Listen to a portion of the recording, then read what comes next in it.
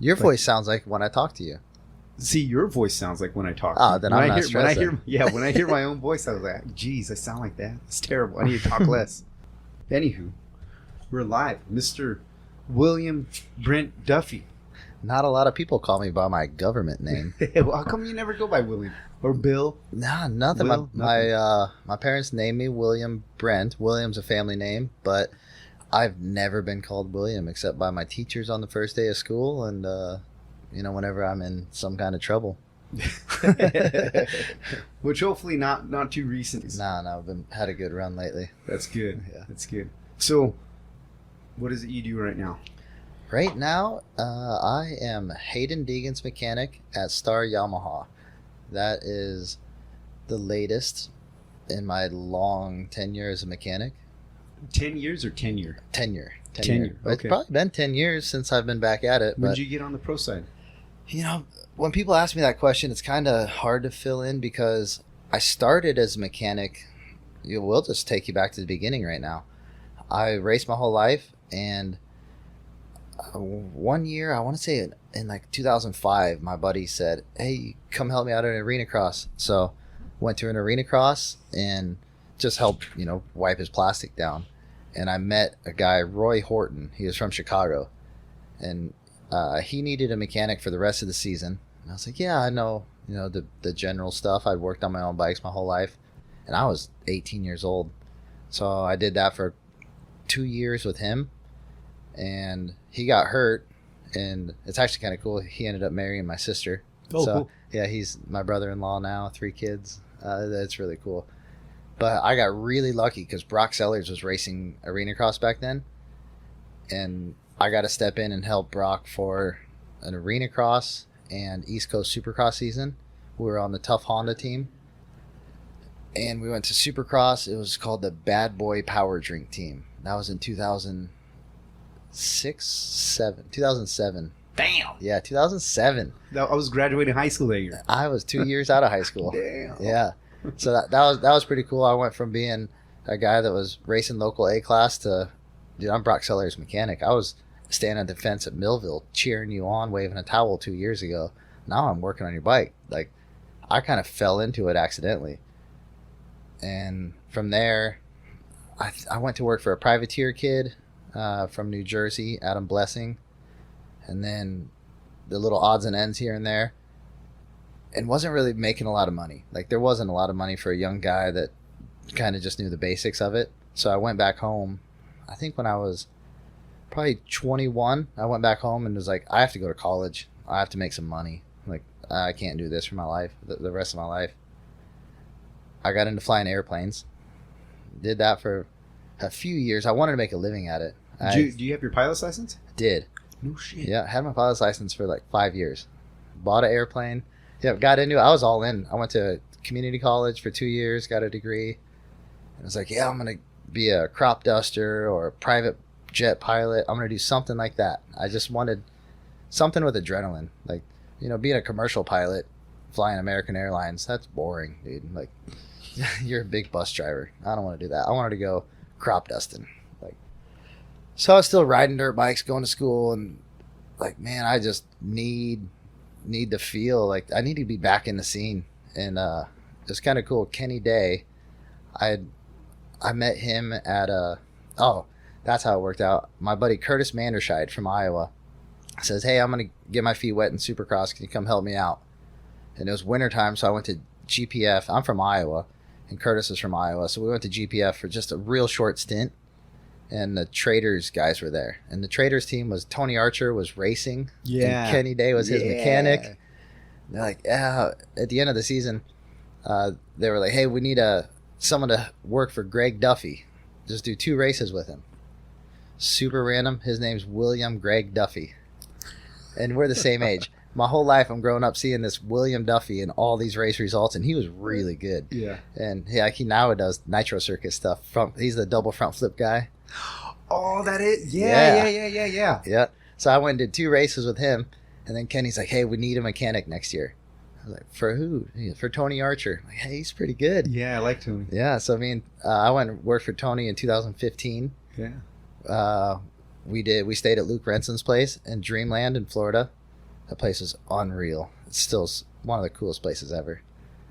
Our first Supercross we went to, 450 class, Cole Seeley crashed in the semi. Tony got 5th, so that put us straight into the main event. So that was like, dude, we're making 450 mains as privateers. This is so cool. And Kenny Day was working for Nick Gaines. Like, it was a really cool year. We traveled around in a fun mover, like 4 guys in a fun mover. That was an experience. Like, I've definitely put in the work. Like, as a privateer mechanic, I've done all the driving around the country. I didn't get to start flying to races until 2016. So that, let's see, Budds Creek, 2015, it was a mutter. That was my Tony Archer's best race. We got 8th in the second moto. So, like, that was, and now he's working for Austin Forkner. Yeah. That's awesome.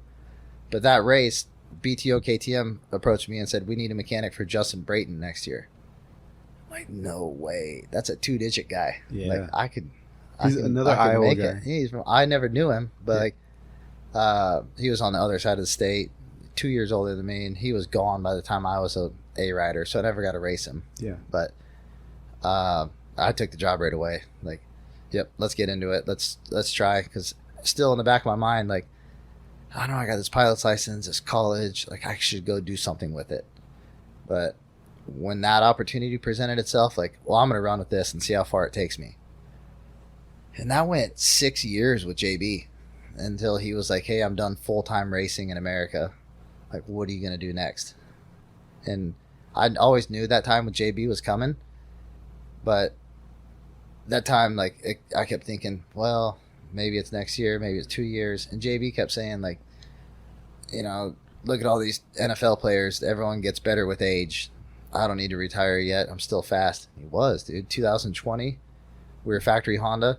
He won the heat race at A1. I think Roxon was in our heat race. So that was like, I think you got a couple podiums that year. Yep. 1 podium. 21 we podiumed on the Muck-Off Honda. Yeah. I would remember that one. I think he was on Pirelli's on that team. I want to say. Yeah, because I literally I was walking back and I went straight over there and I was like, hey, I'm not having a pizza party, but I just want to tell you congratulations. That was pretty badass. Yeah, he did a lot of cool things, man. We went to Australia 4 years in a row. Won the Australian Championship 4 years in a row.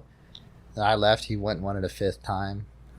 Heck, he's backing it up. He's going to defend it again this year, I hope. But yeah, that was when he decided he was going to retire. That was in a spot like, what am I going to do next? I had spent all this time in Australia, so I was exploring options. And I was living in Charlotte, North Carolina, and there's a team here, Phoenix Honda. Mm-hmm. I had talked to their owner, David Eller, for years, and he's like, come work for us, try out our program, see what you think. And I started with him. I worked there for 5 months, and in that 5 months, like, I did GNCCs, some Supercross, maybe Pro Motocross, ATV Motocross. They do it all there. It was really cool. And like the group of guys that work there, when I was there, they're still there. It's like a core team. It's really cool. But dude, I wanted to win. Like, I was like, I either want to be at the top of this sport or I want to be out of it. So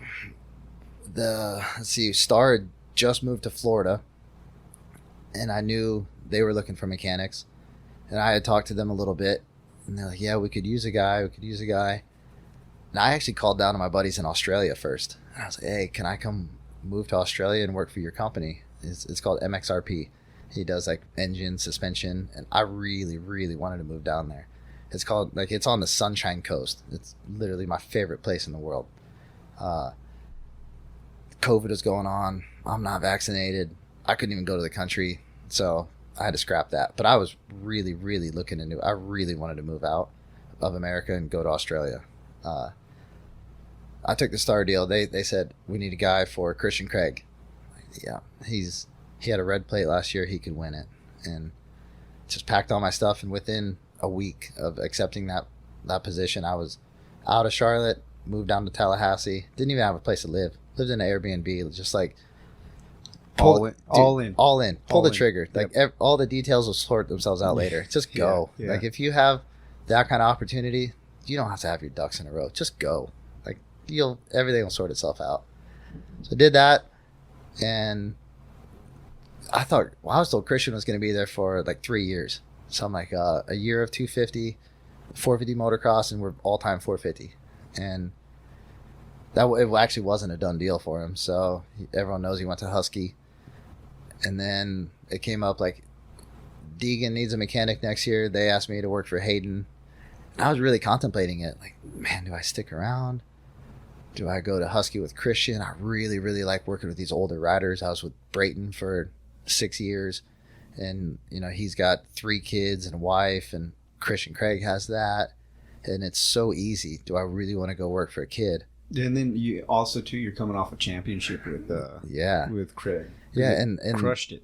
Crushed it. And, like, JB won a lot, too. So, like, I'm not going to go into the dollar amounts, but I've had a really good run with Brayton. Really, really good run with Christian. And, man, go work for an amateur kid. There's not a lot of money. Hayden's going to be good, I can tell. Yeah. But he might have to grow into it. The lead-in, too, I think, was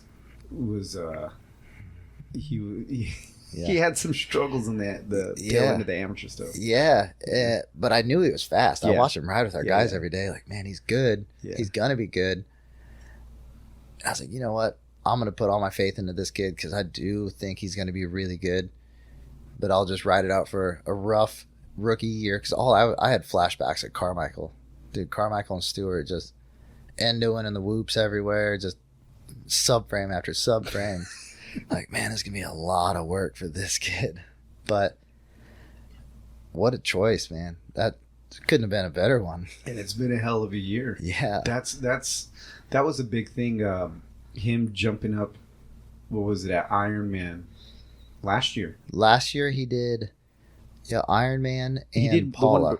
Didn't he do one before that? Nah, so he raced Loretta's in the B class. Yeah. And then he's like, I want to turn pro. And it's like, dude, you got to get some A points before you can get a pro license. So he had to do like Budds Creek and Unadilla amateur days. He did those and then turned pro. And he had that big crash at Ironman. Yeah, and the big part, I don't know if I've talked about that on here yet. Probably have talked about it every single time I've recorded one of these, but a big thing that my takeaway from Ironman when he first went, he had that nasty crash, and it was kind of like in the stuff that was happening, like whenever you'd see him on our side, it's kind of like you almost expected that to happen, and the way he rebounded, like him actually being there at the race and seeing him dust himself off, regroup. And then get back after it. Then he rode well his second moto. Yeah, dude, just to get up and want to race again after that. Well, the big thing, he was durable, dude, because it was a nasty crash. Yeah. And then he got beat up, but he didn't.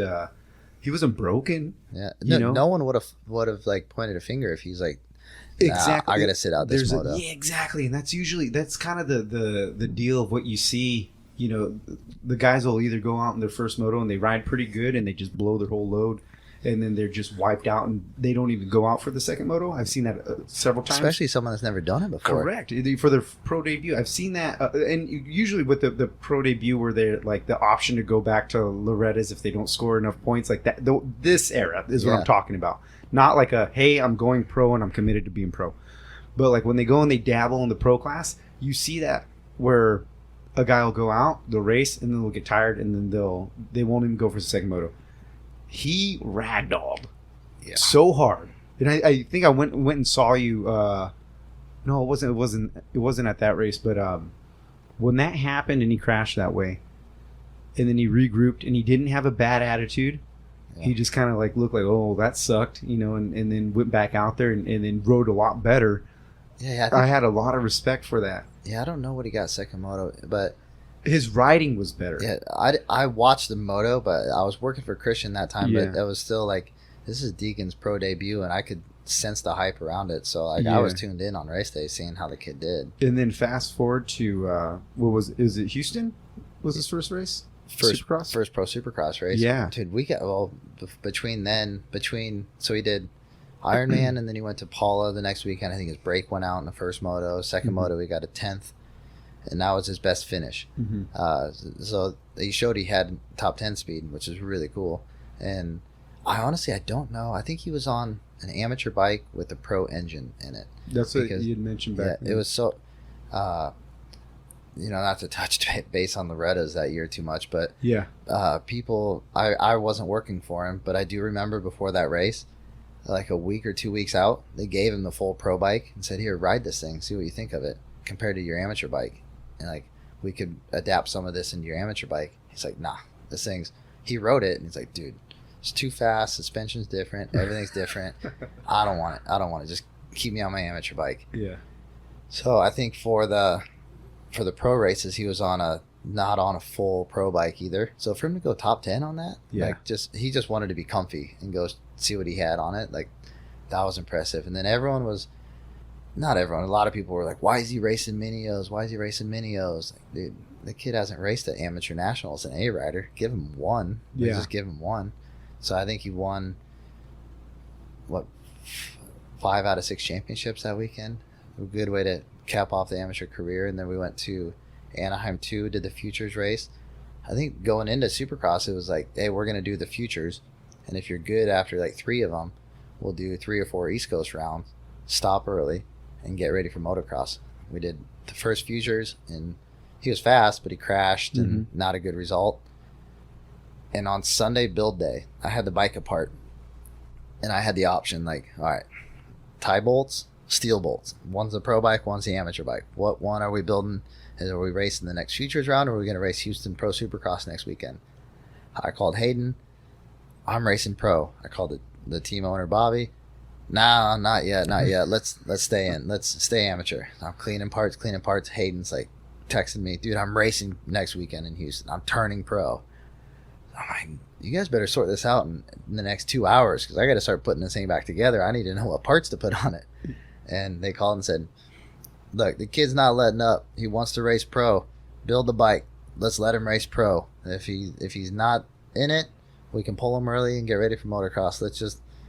He's got the confidence. Let's let him do. He can choose his own path. And he pushed for it. We didn't push for him to turn pro. Dude, he gets 4th at his first pro Supercross. What? Talk about a debut. Do you remember that corner speed at Houston? Badass. Dude. Yeah. That's like slot car racing. Yeah, there was a couple times, because watching practice in qualifying, there's a couple times, and you don't usually see anyone when they first do Supercross in that element. Like, you see practice all day, you see all this crazy stuff, but to go, you got to learn the track, learn the dirt, learn the layout. Sometimes a little more peaked out. Everything's bigger at the pro race. There's a lot more load on your chassis. Yeah. And you see him go in there, and he looks loose. Looks loose. You go to like Haiden Deegan highlight reel rookie year. It's like cool shit. Yeah. Go do that with like Jet Lawrence or Ricky Carmichael. That's crash videos. They don't have like them sending cool shit. Like, trying for sure, sending it. The kid's got some skill for 17. Like, I don't know if we want to switch gears on this, but a lot of it is, dude, his dad is really, really, really good for him. Yeah. Like, really good for him. He sees so much stuff, like a lot more stuff than I see that Haiden does. Like, they notice everything the other riders do and how to apply it to Haiden, and like how to make the next race better, how we can work on this for next season. Like, let's work on this and the drills for next season. But as far as next weekend, we need to address this on the bike. So it's pretty cool being a part of this program. Yeah. Like, seeing the way it really works. That's rad. And also, Bud, going from the way Futures was into his pro debut, like, talk about getting your ducks in a row and putting it together. Yeah. And that was real impressive. And I think like 6th at the futures race, 6th at an amateur race, and then the next weekend 4th at a pro race. The big thing, the patience though, the patience in the main, and just kind of letting everything play out and riding your best and ending up where you should end up.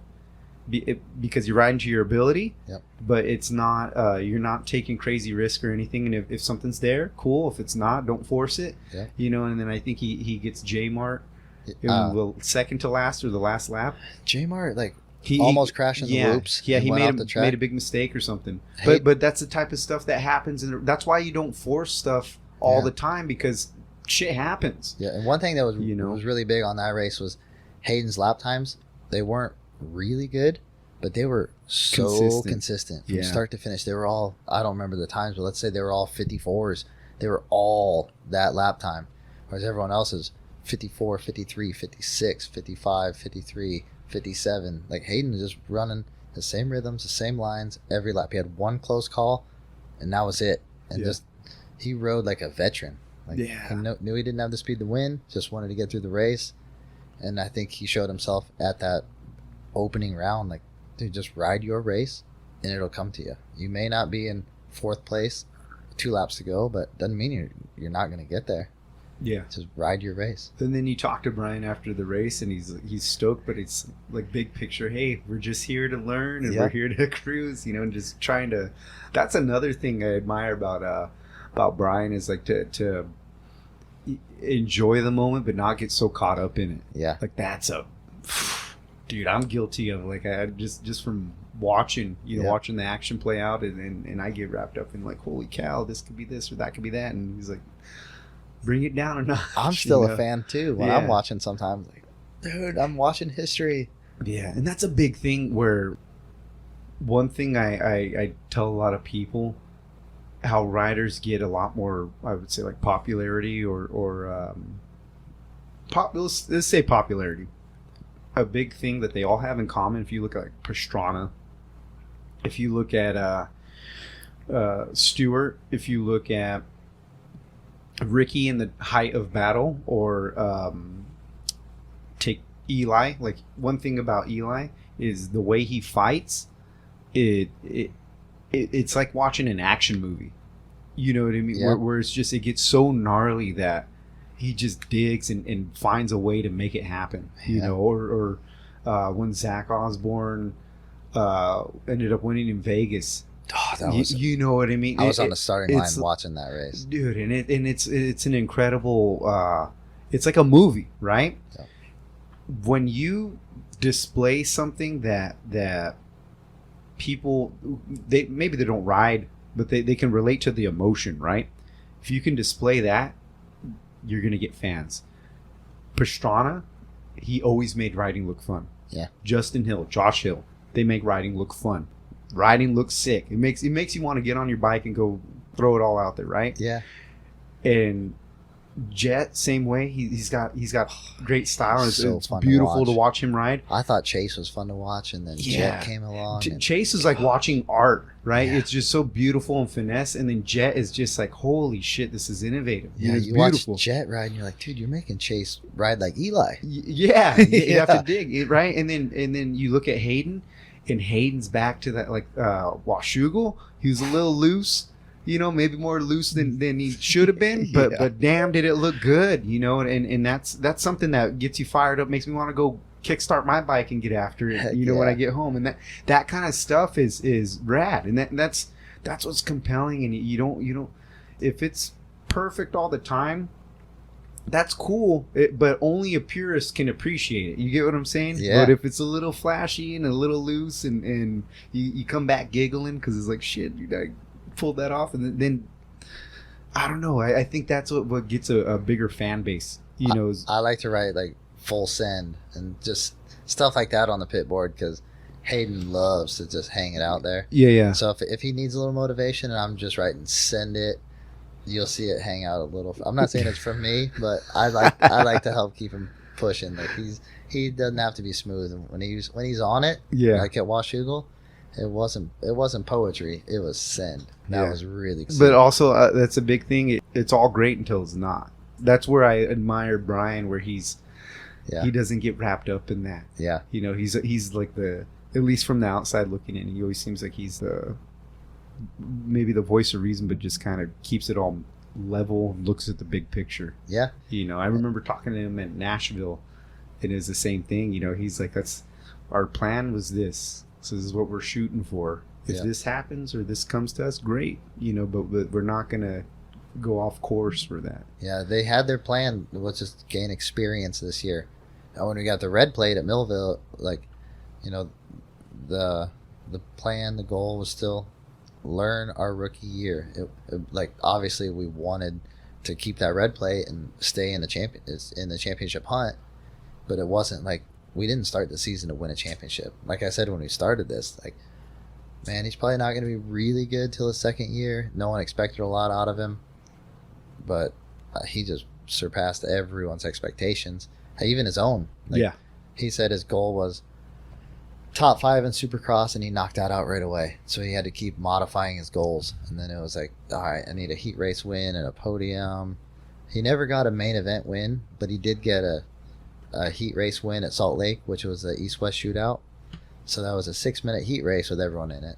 So it's kind of a main event win, but not fully. But I think he knocked out every goal he really wanted this year. Yeah.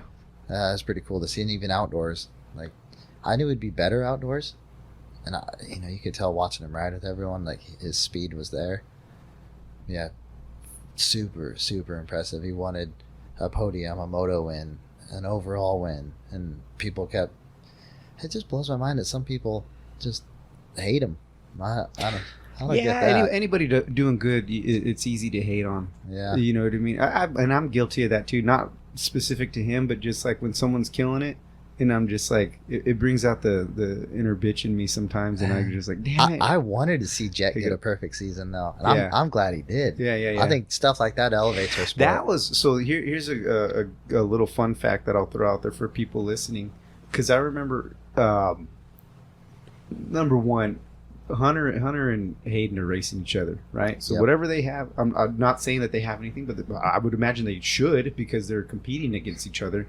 But when people were going and saying stuff about the mechanics are going to get into it, and you hear all these crazy rumors, like, dude, like, Duff was just working with those guys like not that long ago. I was a Honda 2 years ago, dude. Me and Cam, we're buddies. I know. They're like two of my favorite people. Two of the last people I would ever expect to see get in a fight or something. It's like, that's not how that's all going. Oh, dude, I hate mechanic egos. When you're in the mechanics area and someone hits your guy, like, hey, the mechanic looks, what the hell was that? Why is he doing that? I'm like, hey, dude, I don't know. You know I'm not wearing a helmet, right? Like, I'm holding this pit board just like you, buddy. I don't know what to tell you. Like, you mad at me? Like, we had, like, some mechanics in Supercross, like, J-Mar's mechanic yelled at Haiden after one of the Supercrosses. Like, dude, you're like 25 years old. Like, lay off on the kid. Like, he did something to your rider. If the rider's cool with it, like, you just be cool with it, man. No, but I got a kick out of that when I would read like little rumors that you and Cam were getting into it, and I'm like, bud, I promise you that didn't happen. No, because it's weird, because me and Cameron, like, we battled for a championship this year in Supercross. Yeah. Well, last year, Cameron was working for Hunter, and I was working with Christian. Yeah. And we beat them in Supercross, and there was, I'd be going out having hotel beers with him. Yeah, like, exactly. He's my buddy. That's part of why I wanted to start doing this podcast, so people can understand. It's like, we all spend a crap load of time on the road together. Yeah. You know what I mean? And a lot of times we spend more time here with each other than we do with our family. Because you got to remember, like, when you go back home, you're still working. Yep. You know what I mean? And so there's, as much as it's a competition, it's still a community, you know. And then you were wearing red a couple years ago. You're wearing blue. Yeah, you never know who you're working with next, where you want to go. Exactly. It blows my mind when people aren't afraid to burn bridges because of their current situation. Oh, you can't do that. You can't do that. There's not a lot of people around that do that because you can't be around. Last. Yeah. And that's a big advice I give a lot of riders too, with being easy to work with. You got to remember, anybody, if you can win, people work with you, right? But if all you have is winning, number one, that's a limited time that's going to be a thing, right? Unless you're Carmichael, you know. And like these greats that we see, you know, we don't know what we're going to see with Jet. Like, Jet looks outstanding, but and also Jet's really easy to work with. But what I'm getting at is you only get those guys that win all the time every so often. Rarely. Dude, look at the top 15 in Supercross main event. I want to say 15 of those guys have won a regional Supercross championship. Correct. Yeah, and what I'm getting at is the guys that have longevity, that aren't winning, they're all reasonable to work with.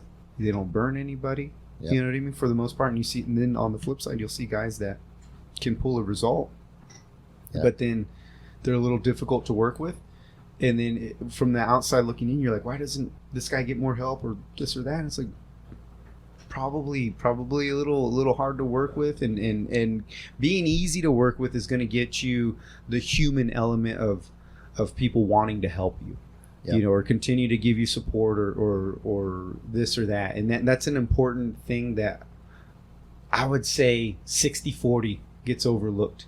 And with mechanics too, some of the young guys don't see that. That's a big one I wanted to touch on, was the mechanics. Like I'm firsthand experience with that. Like if you are really good in a team environment, like we can train you how to work on a motorcycle. Yeah. I can't train you to be a good person. Correct. Dude, if you're an asshole, get out. And you're going to bounce around for 2 seasons and then be gone. Yeah, I don't want to work with you if you're an asshole. And I promise if I don't want to, there's a bunch of other people that don't want to work with you too. But if you're a good guy, dude, we can train you how to not make these dumb little mistakes or how to do everything the way we want to do it. Like, just have a little general knowledge and you can train yourself into any position you want. Just don't be a dick. Yeah. And that because we are with each other. We're not 8 hours a day.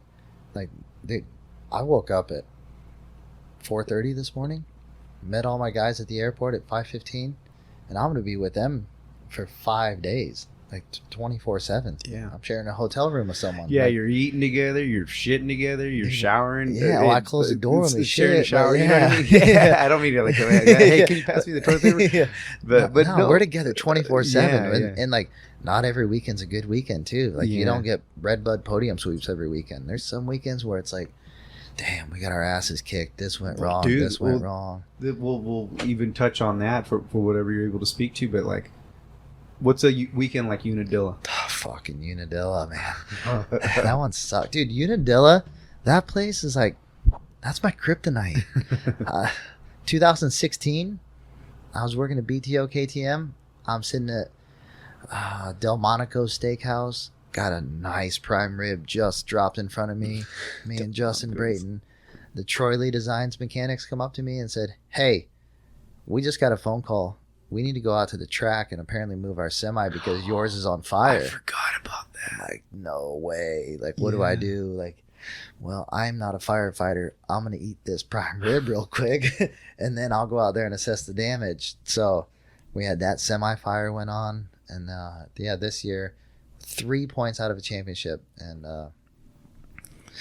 that sucked, man. That really sucked. I'm not going to talk on what happened, but, you know, it was just a freak accident. Shit happens in racing. So that sucked, though. And then outside gate pick for the next one. And yeah, a lot of people will say, too, like, if, like, Haiden going DNF 16, like, he had a lot of speed in that first moto. Like, he was going to podium. Why didn't he do better in the second moto? Dude, when you start 40th and you're way outside, like, he had to go around the hay bales in the first turn. He was dead last.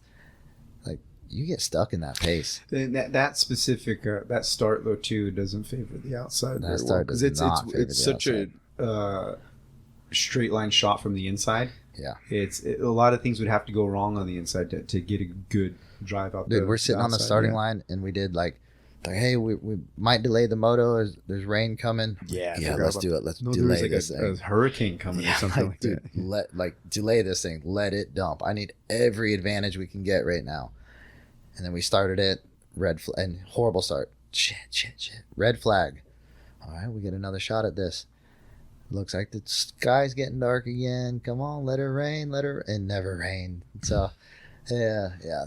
Unadilla sucks, man. It's a really, really cool place, but next year I just need a 1-1 to break the curse. Yeah. Well, the thing, I think it was, you don't want to see anything coming up short or like failure like that, you know? Yeah. Whatever caused it.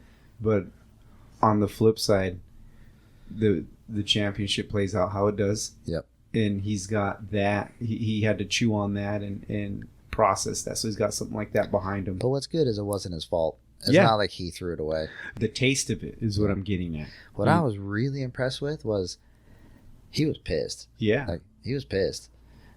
I got back to the truck, instantly just swap that engine, get her ready. He comes out for the second moto, and I was like, all right, we got to encourage this kid. Dude, he came out smiling, cheerful, just like I saw him at 8 a.m. Like, the dude's ready to start the day. Like, he's fresh start.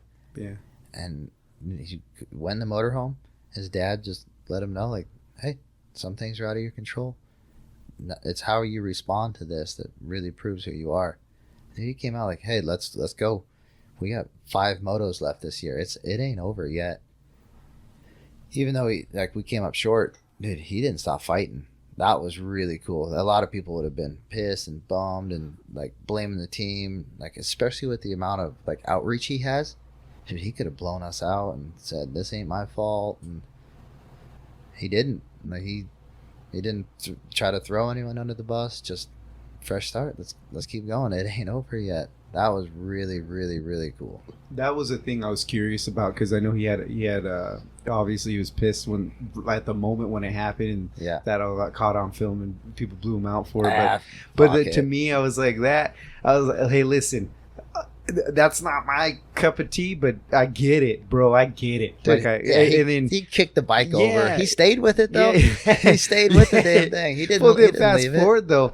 What I would be a little more judge or critical of, I would say, is how's he treat the team when he gets back, you know, and if he's just like got all that shit out of his system at the far end of the track, by the time he gets back in and you just got to take a couple deep breaths and he's easy to work with, and there you go. You know, that to me, that's the part that matters. The other shit just having to get caught on camera. It's like, I mean, it is what it is. Dude, you know, hey, if he would have just been like, well, that kind of thing happens. Like, dude, you need to hold yourself to a higher standard then. Like, if you're not kicking that thing over, like, all right, now if he would have stomped on top of it and like really broke some shit, then I'd have been a little fired up. But nah, I'd boot it over too, but I'd have. Yeah. I honestly, in that position, I don't know what I would have done. I would have cried, bro. Oh my gosh, I would have been so mad. Oh gosh, I about cried, dude. Like people online, like I made the mistake after that race of reading comments. I read all you guys' comments, dude. I stopped after that. Like I read like some of the good stuff. Yeah. But like after a bad weekend or whenever there's some shit going down, like I'm not even gonna read it because people are just negative. You don't need negative people like that. They just bring you down, man. There's people saying I forgot the air filter, I forgot to do, like, guys, you're not even at the damn race. They're like, Hayden's bike sounds so much different than all the other star bikes. Like, yeah, because he doesn't let off the throttle. No, that's a rough go. But like I said, the good to take from it for him is like that kind of shit doesn't taste good. Yeah, you know, and when you got to process things like that, it's a little bit more opportunity. It's an experience, you know. It's not an experience that you want to have. It's not ideal, but you can have that, and it makes you more well-rounded, better prepared, and just from, like I said, seeing how he regroups and rebounds, I know that it's, even though it was something bad, a lot of good will come of it, of how he'll conduct himself down the line, you know. For it being a learning year, that's a hell of a scenario to throw at you. If you want to learn from something, to get the bad stuff out of your way your first year, let's not get it out of the way. And we did. We got that bad one out of the way, but that kid handled himself really well, even all week. It was awesome. That's cool. Really, really, really good recovery. So when you work with him, like, I remember talking to you about it, and I asked you early on. I was like, "How is it?" And you're like, "Dude, he's awesome. Like, that kid is easy. Blah blah blah blah blah. All this stuff." In contrast to working with different riders, so like you just came from working with Craig, who's a bit older, been around a little longer. I think I heard him say he's not the best guy for testing, you know, because he's just kind of like, I don't know, or you know, this way or that way. And then before that, he had Brayton. And then Archer and all those guys. When you work with riders, how big of a difference do you see in some riders being picky, or some riders noticing all these different details, or having to have a setup a certain way? Yeah. Or even if they think that it needs to be this way and they're interpreting the opposite of what's actually happening, that kind of shit. I got pretty lucky actually getting put with Brayton because he didn't really like the KTM. Like it was just hard to get the setup that we were looking for. So he knew what he wanted, but we did a lot of testing that first year at KTM. He was really particular on a lot of things, like bar position, grips, levers, like just the comfort stuff. He knew how he wanted a bike to feel, and he knew what he wanted the shock to feel like. Could never really achieve that at KTM, but we went to Honda and got that thing working really, really, really well. So he was easy to work with because he just wanted this certain feel. He liked it low and slow in the rear. He wanted his grips a certain way, and everything just had to be the same, exact same practice bike, race bike. So I had measurements, and I was very, very detailed with him. Like, did you have to compensate for hours on the chassis and all that stuff? Yeah, dude, there was times I was pulling the top triple clamp off with the bars attached to it and the clutch perch on it, like just so I would put that off the practice bike directly on the race bike. Because honestly, at first I'm like, this is a little whack, but you think about it, these guys come to a Supercross race and they've got 8 minutes of free practice, which is 7 laps, and then they're going on the track for a 10-minute sprint. Like, hey, the fastest guy gets the best gate pick. Yeah, and they do it one more time, and then you go race. So he doesn't want time to like, hey, I need to move my bars. I didn't feel comfortable that first session. Like, dude, he wants the bike to feel perfect on lap 1 because they're jumping Supercross triples. They're going 3 on to a tabletop, 3 on off triples, skim the whoops, first lap. Yeah. So I was like, all right, there's a lot of importance in comfort. So I had that program dialed with JB. Came to Christian, carried that stuff over, and he was not particular, but I don't know if I'm not going to say he wasn't sensitive to stuff, but he just wasn't super, super particular on the way everything's set up. I would just set his bars the same, kind of set his levers, and he was pretty much always happy with the way it was, but I always set it the same. We changed the shock one time, and that's because basically the whole team changed the shock setting, and they said, here, Christian, try this. Do you like it? And he's like, yeah, it's good. Okay, cool. That's your new shock setting. That was the testing we did.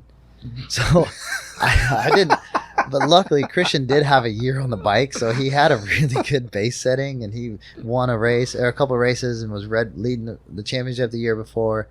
So I got thrown into a really comfortable position, but I made the most of it. But he was really easy to work with. He had a 250 setting and a 450 setting, so that was really, really easy for me. Now I'll go to Haiden. The kid went from super minis to the star bike, and he had a year on the star bike before I went with him.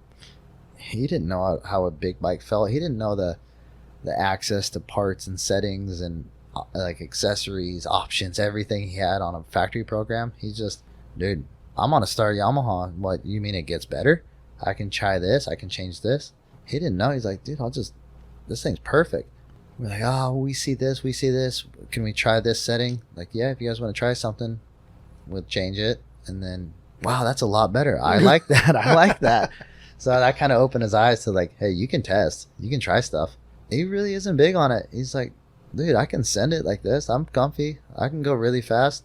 I compare lap times to Justin Cooper and Levi Kitchen. These guys are hauling ass. I can run their speed with the setup. Like, oh, well, we have a different triple clamp if you want to try it. I don't want to try it. Like, well, these guys all like it.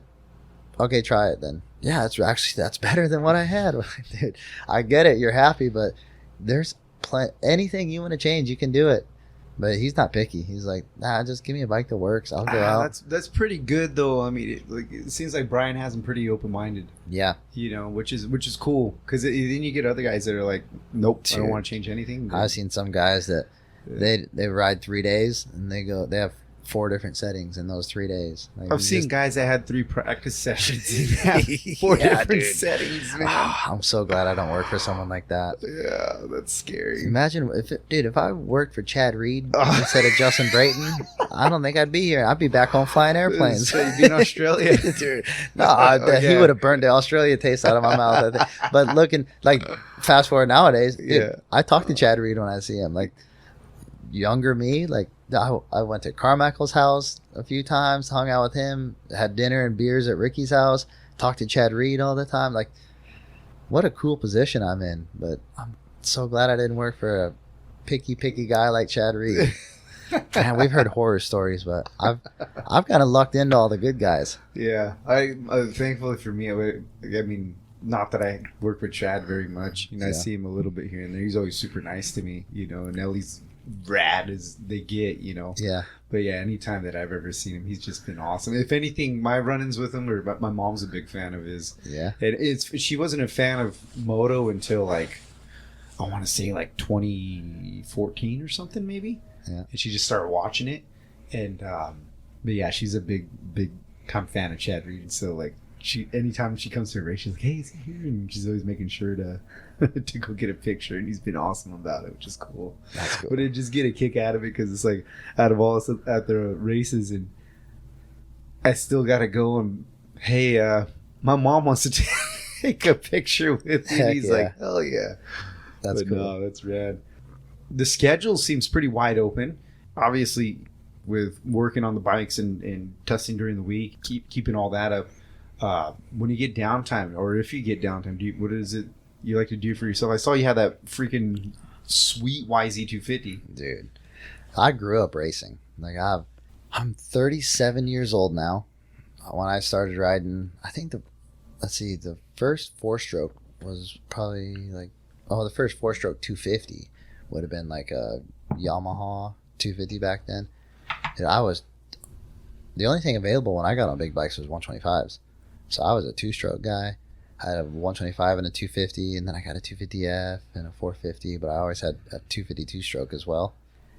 And when I worked with Brayton, I got a CR 250, and dude, I rode all the time. I luckily with Brayton, Supercross only, I got the summers off, and I was salaried, so I was paid all summer. Dialed. Dude, I got the summers off to ride my mountain bike and ride my dirt bike. I was awesome. Like, my biggest regret is JB retiring. Thanks, bro. Yeah, so now I'm back into the motocross swing. So the summers are a lot different. Like, I don't get a lot of lake time anymore. It's hard to find time to ride your mountain bike. I only ride my dirt bike. Now that I live in Florida, I only ride in the off season because it's so dang hot. Like, you can't hardly convince me to ride during the summertime. We don't get a lot of off time, as you know, but I will always ride dirt bikes. It's so much fun. Like, I had a sweet CR250 when I worked for JB, and then Christian won his championship, so I bought that YZ250. So I ride that when I can. But yeah,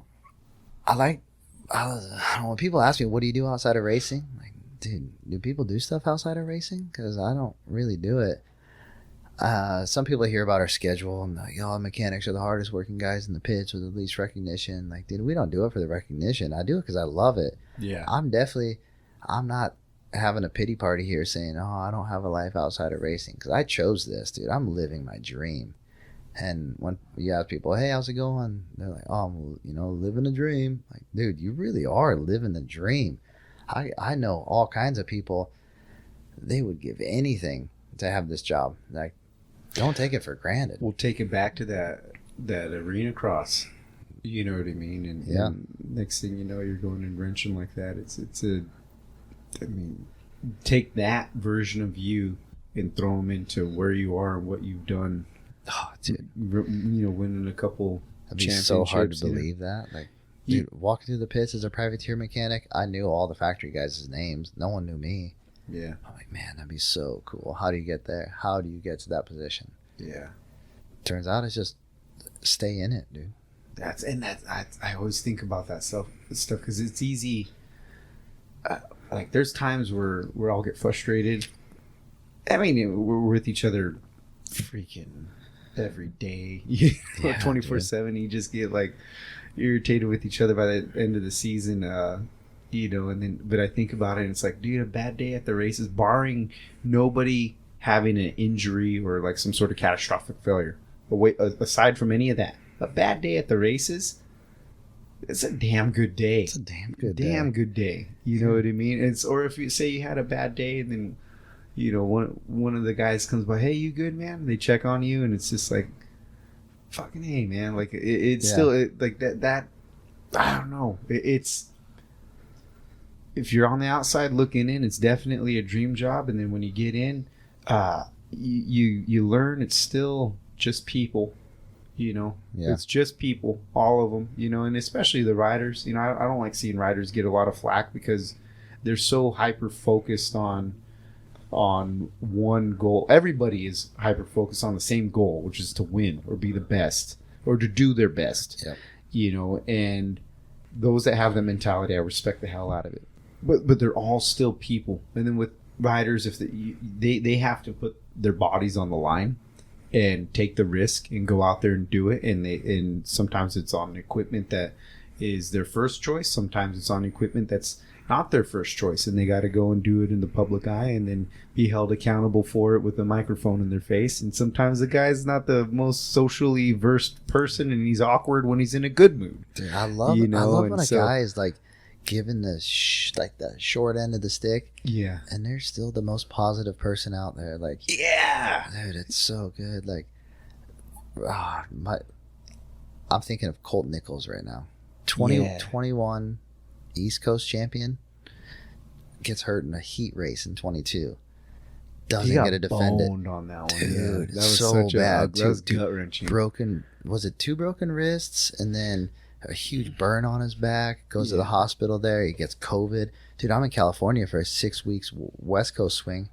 Dude's in the hospital across from all 3 Anaheims, just sitting there like, dude, balled up in a hospital. Didn't get to race any motocross. Doesn't know what the hell he's going to do. Factory Honda ride. Sweet. Killed it. Got hurt. And then look at all the stuff that's happened to him in World Supercross. And like he's ridden 3 different bikes this summer. And dude, you see him in the hallway in the hotel lobby? Happiest guy you'll know. Dude, stoked to be here, making the most of it all. Yeah. Dude, if people had that mentality, I just wish more people had that mentality. That's a role model. Yeah. Absolutely, and that's somebody that for anybody listening, if you talk to any industry personnel that's ever worked with Colt, they'll tell you that's one of the baddest dudes on a dirt bike. Like during the week when there's testing, he's just so creative, so fluid. Yeah, I was worried for us to race him. We were going to race him in West Coast in 2022, and I was worried because him and Dylan were training together. Yeah, and we were doing the Swanee program. And we were riding the same track at different times. And I'm doing Colt's lap times in his moto. I'm like, dude, that's Christian's sprint times right now. And he's doing it lap after lap. Like, he's a bad dude. Yeah. And I don't think you ever lose that. I almost think, too, I'm sorry, Colt, if you're listening to this. If you are, I'm kind of stoked that you are. But no, I almost think I could see him getting into like a Trey position whenever he's ready. Yeah. Like Trey... Brock Tickle, those guys they're so freaking good. There's such a valuable asset because race results, there's a lot that goes in for it all to come together and go right the day of the race. But to be able to articulate this or that's going on with the bike and to be able to produce the same kind of speed and consistency and all that kind of stuff, like Colt, I think for sure that would be in his future if that's something that he's even interested in down the line whenever he's ready for that. I think he'd be a good candidate. He'd be an asset to any program that is lucky to have him as a part. Dudes like Colt, Trey, Brock, Justin Brayton, those are perfect examples of like really, really, really good people, great personality, not a dick. Yeah. Like, that is why you will go anywhere. Like even as a mechanic, just no matter, even as a person, dude, if you're working anywhere, if you're selling cars, like whatever you're doing, don't be a dick. Just be a good person. Like when people ask me advice on how to make it to where I'm at in the industry, like, dude, just be a good person. Do your job. Like, obviously, do your fucking job right.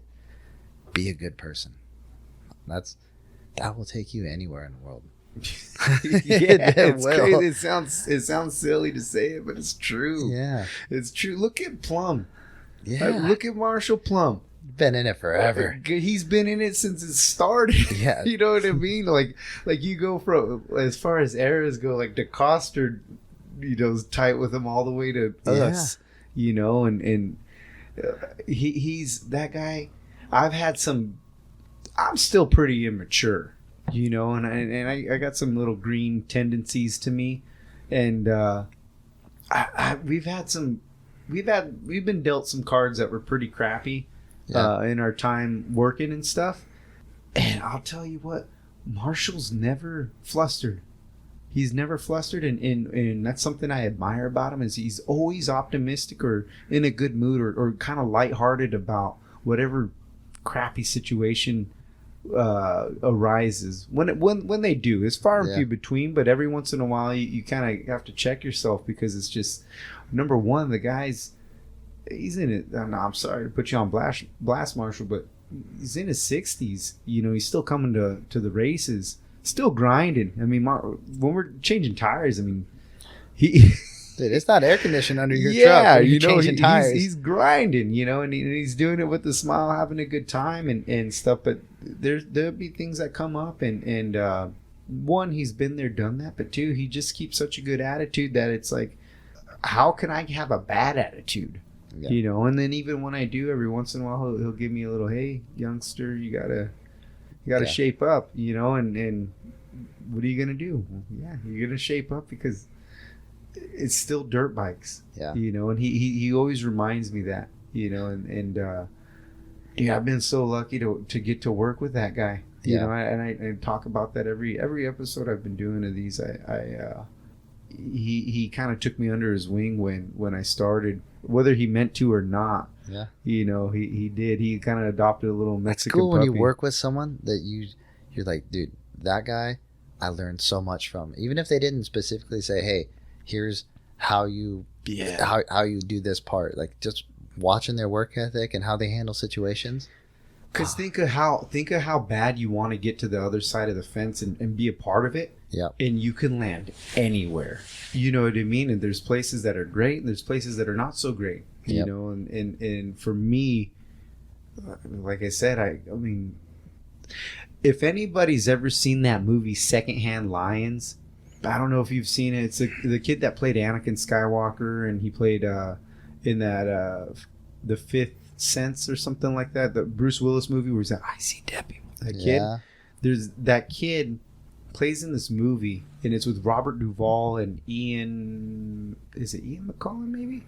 But it's this kid that goes and gets sent off to his blood uncle's house, and what it is, there's a rumor that it's like an old plantation house, and there's a rumor that these guys are worth a lot of money. Is that when the guys crashed the airplane into the barn at the end? Yes. Dude. That movie right there. Okay? Yep. I was just telling Fleck this, Brian Fleck, my boss, I was telling him this today. When I started at Dunlop, I felt like that kid in that movie, because I'm with these two old timers that have been there for forever, that have done everything, they've seen everything, and then at first it's almost like you can't really even believe you're the young part of you that knows everything is looking at these guys like, what are you even saying? And then as you kind of things play out, you learn like, dude, these guys are badass, and then you just learn more about where they've been, what they've done, and it's incredible. And to land something like that, and then have Brock be our boss, it's like you end up at a place where it's 100 years of motocross, like top level motocross experience, all in the same spot. If I would have landed anywhere else, I would not have got that. Granted, I'm checking tire pressures and mounting them and whatnot. I get all that. But guess what? I get to talk to all the mechanics, a lot of the riders, all of the different teams, and I get to stay in my lane. I don't have to be technical where I got some proprietary information about motors or chassis or this or that.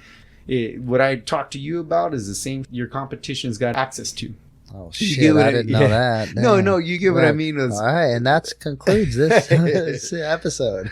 No, but I'm getting just like there's what we do, it's for everybody. You know what I mean? And to be a part of that is it's pretty cool how how it's all played out. When I started off, I was a tire guy. When I first started riding motorcycles, I started riding street bikes. You burn up tires, and street bikes, tires are the most important part. Like straight up, like you care the most about that. And then this goes tires, suspension. Did you do like brakes, like track stuff? Oh yeah, nice. Yeah. But I drug my elbow, dude. Ben Spees was my hero. I try to be out there like Spees every time I touch a track. I've never had a sport bike on a track. It's the most exhilarating thing. You just have to think riding a street bike, riding a super bike or super sport. If you anything with an R. And it has a 600, 750. Oh, dude, I've been to MotoGP at Phillip Island. That's way gnarlier than what I'm about to tell you.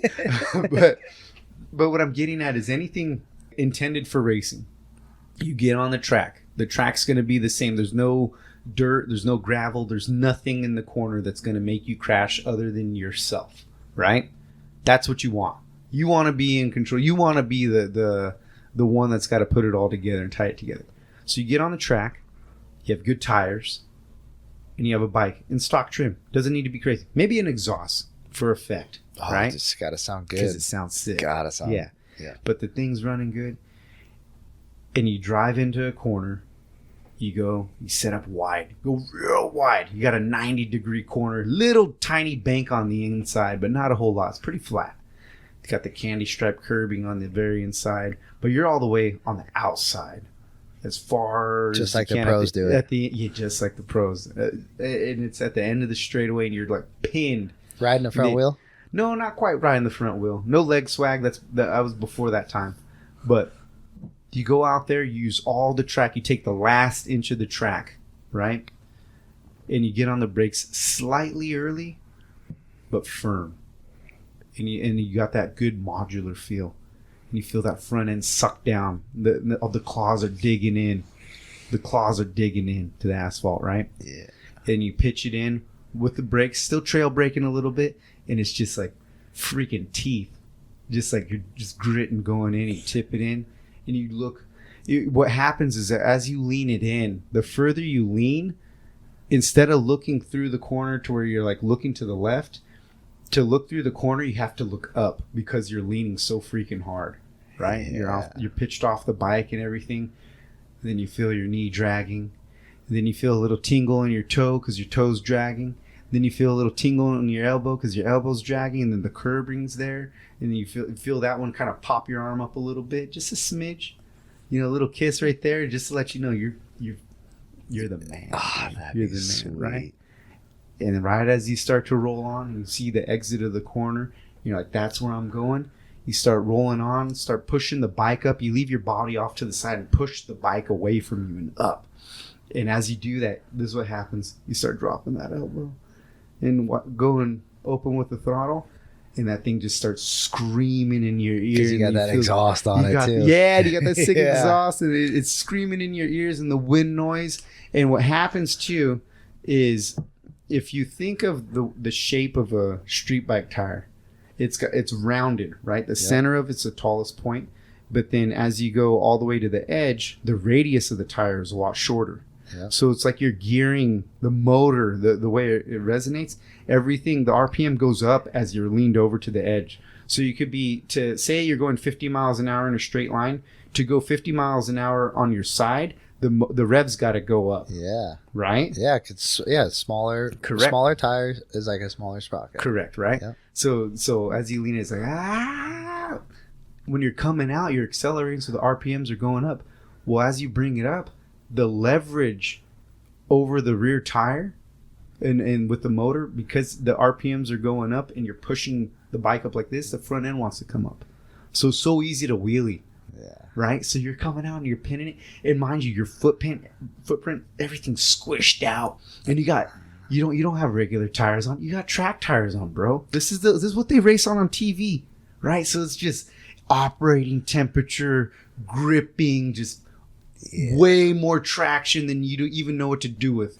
And you get on the gas, the bike starts to wheelie going on the straightaway, screaming in your ears, and you're just like, I'm a freaking man. Start floating the front wheel.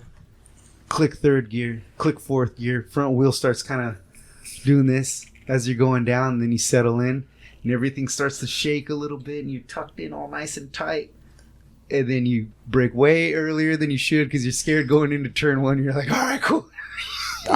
And then you just do that lap after lap after lap after lap. Now, I feel it's such an awesome feeling. Dude, I've been in that zone in moto before. Oh, I've never been there. No? No. I was a decent rider.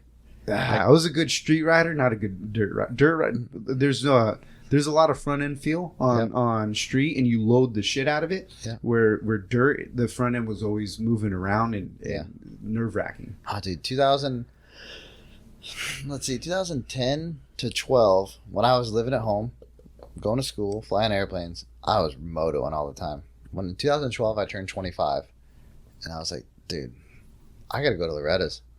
Never done it before. Let's go. So I bought a bike in 11. So in 12 I was like, let's do it. Let's actually try to see how I can do. And I'd never went before. I tried when I was like 13 in the B class, missed it. I qualified for Loretta's in 2012. I'm like, well, that 25 class is really not that fast. Dude, 2012 and up, I feel like that's been one of the fast classes. I had to race against a guy named Ricky Carmichael. Oh, that was Clark Stiles there that year? Probably, dude. You name a pro, he was there. Like, everyone was there, man. I will say I passed Ricky Carmichael in that moto. He had just lapped me. We hit the sand section, and he waved at the crowd, and I went by him just a little bit, and I was like, nah, dude. You go back by. I don't have another lap in me. Come on back around. But that was... Yeah, I was in the zone that year. That was fast. I was winning a lot of local A-class stuff, and I did a bunch of... In Iowa, we have these fair races, and you can go, dude. I would go like, all right, Tuesday night, we're going to race in Washington, Iowa, and then I'm going to go up to Minnesota and race a Wednesday fair race, and then back to Iowa for a Thursday. Saturday, Cedar Rapids, Iowa. We'll race Saturday night, and Sunday, I'm going to go hit this track, and like the Farm MX, like all these local spots, and just try to make as much money as I can. And that was my job when I was at home, like going to school. Like, my dad had these grain elevators, and it's like all the farmers would bring their corn and soybeans to him, and he had all these different locations, and my options were make money riding my dirt bike or go work for my dad. And it wasn't like oh, your dad owns a company, you got the gravy train. I was like, dude, your dad owns a company, you are doing the bitch work. Yeah. Like, you ain't getting paid nothing. You got a roof over your head. Yeah, exactly. Because I was living at home with him too. Yeah. Like, dude, you're paying your rent right now. Like, yeah. So that was cool. I quit racing for a long time, and then actually when I was working with JB, I had that CR250, and I hadn't raced in years. I was like, I'm gonna go do this local A race. I'll just sign up for 2 classes. I'll do 250A and plus 25A, and I won everything. Like, all right, that was good. Like, there was like 20 guys in the 250A class. So I went the next weekend, and I signed up for 250A and 450A, and I just had a 05 CR252 stroke. That thing was stock. Like, I ported it myself with a freaking Dremel tool. Like, it was nothing, dude. And I think I was swept everything there, and I did a bunch of racing that summer, and I was like, dude, I'm going to be into this from now on. But I had to quit racing like September 1st or end whatever, because we had to go to Australia. So I'd get a ride all summer, and I'd be feeling fit. I was living at Club MX. Like, I lived at Cameron McAdoo's house at Club MX for 4 years. So are you tied with did you know Cameron back in the Iowa days? No, so I was working with JB. He's like, I'm living in California with Matt Winters. He was Dean Wilson's guy at Factory KTM at the time, and Matt worked with Webb back in the old Star days. But Maniac. I missed that guy. I haven't seen him in a while. Yeah. He got out of it. He was a star when I first came there. He was about a month into it. He left and went to like SpaceX. Yeah. I see a lot of mechanics come and go. He did like SpaceX, and I want to say I could be starting rumors right now, but I thought he went to NASCAR stuff for a little bit. I know he'd reached out to me about going to NASCAR, but I don't know if he did or not. But he's been a NASCAR guy, like a fan his whole life. Yeah. But so I was living in California with Maniac, and JB's like, hey, I live in Charlotte. Like, we got to go to Charlotte. Like, you have to live there. It's like, all right, where should I live? He's like, I suggest Club MX. That's where I train. Just go there. All right, where do I live? There's this kid from Iowa. He's an amateur rider, building a house there. You can go live with him. So I walked into the clubhouse at Club MX one morning when I drove there, and I was like, hey, I'm looking for Cameron McAdoo. Like, hey, that's me. I was like, hey, what's up, dude? Nice to meet you. Like, I hear you're from Iowa. And yeah, he was still just an amateur guy doing his own bike work. And man, that kid, he's got heart. Dude, He's got some grit, so doesn't he? Oh, he's one of my favorite people. I want him to win the opposite coast championship that we race next year. I don't want to race him because he's a force to be reckoned with. Yeah. No one's got more heart than that kid. No. Gosh, I would watch him. Like, I remember when he was an amateur and then riding Moto Concepts. We were in Australia. We watched him win the Monster Cup. And then that year, he was turning pro. I think he like crashed and he broke his shoulder or broke his wrist. I think he broke his shoulder. Is this 17? 17. Yeah. I think he broke his shoulder, and in that crash, I think he sliced his palm up. Really, like, had a big gouge and had to get stitches in his palm. And we went to Daytona Supercross, and they're like, "Hey, Geico needs a fill-in guy, and they're gonna sign you." And he's like, he knew the news like a day or two before, like, it's gonna happen. Practice is about to go out, and he's like, dude, I still haven't got this contract. Is this really gonna happen? And then he's wondering, like, dude, my shoulder's busted. Like, I'm gonna go out, and I hope I'm telling the story right. I hope it's his shoulder. But he's like, dude, I don't know if they're gonna sign me if I'm injured. So he went out and did a few laps, and his hand's bleeding really bad. So he comes in, and after the first practice, they called him over and they signed him. But they're like, he's like, hey, I'm not racing tonight. And like, oh yeah, we have to let the hand heal up. So he signed, and they're like, just take a couple weeks off. And he took a couple weeks off, let his shoulder heal up, let his stitches heal up, and like signed that Geico ride. And that kid, I would see him like wad his brains out. Okay, not to throw you under the bus, Cam, but like Carmichael Stewart, all them dudes rookie year just ending themselves out.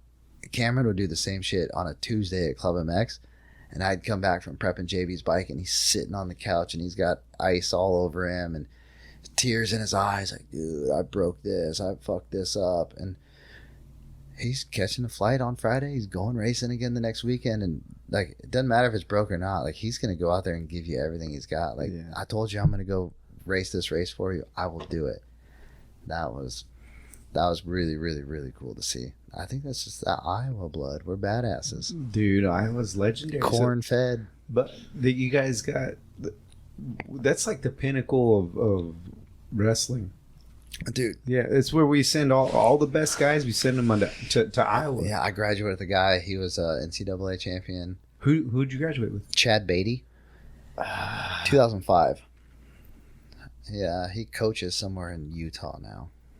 No, he was in Utah for a bit. I'm getting called out on my wrestling knowledge right now for not knowing that one. Yeah, well, he was a badass. Just know that. No, I'm sure. Yeah, all of them were. Dude, I went to a real small school in Iowa too. Like, I graduated with 63 people. Jesus. Real small town. I grew up on a farm, man. Like, I was a farm boy. Like, we had cows, pigs, all that shit.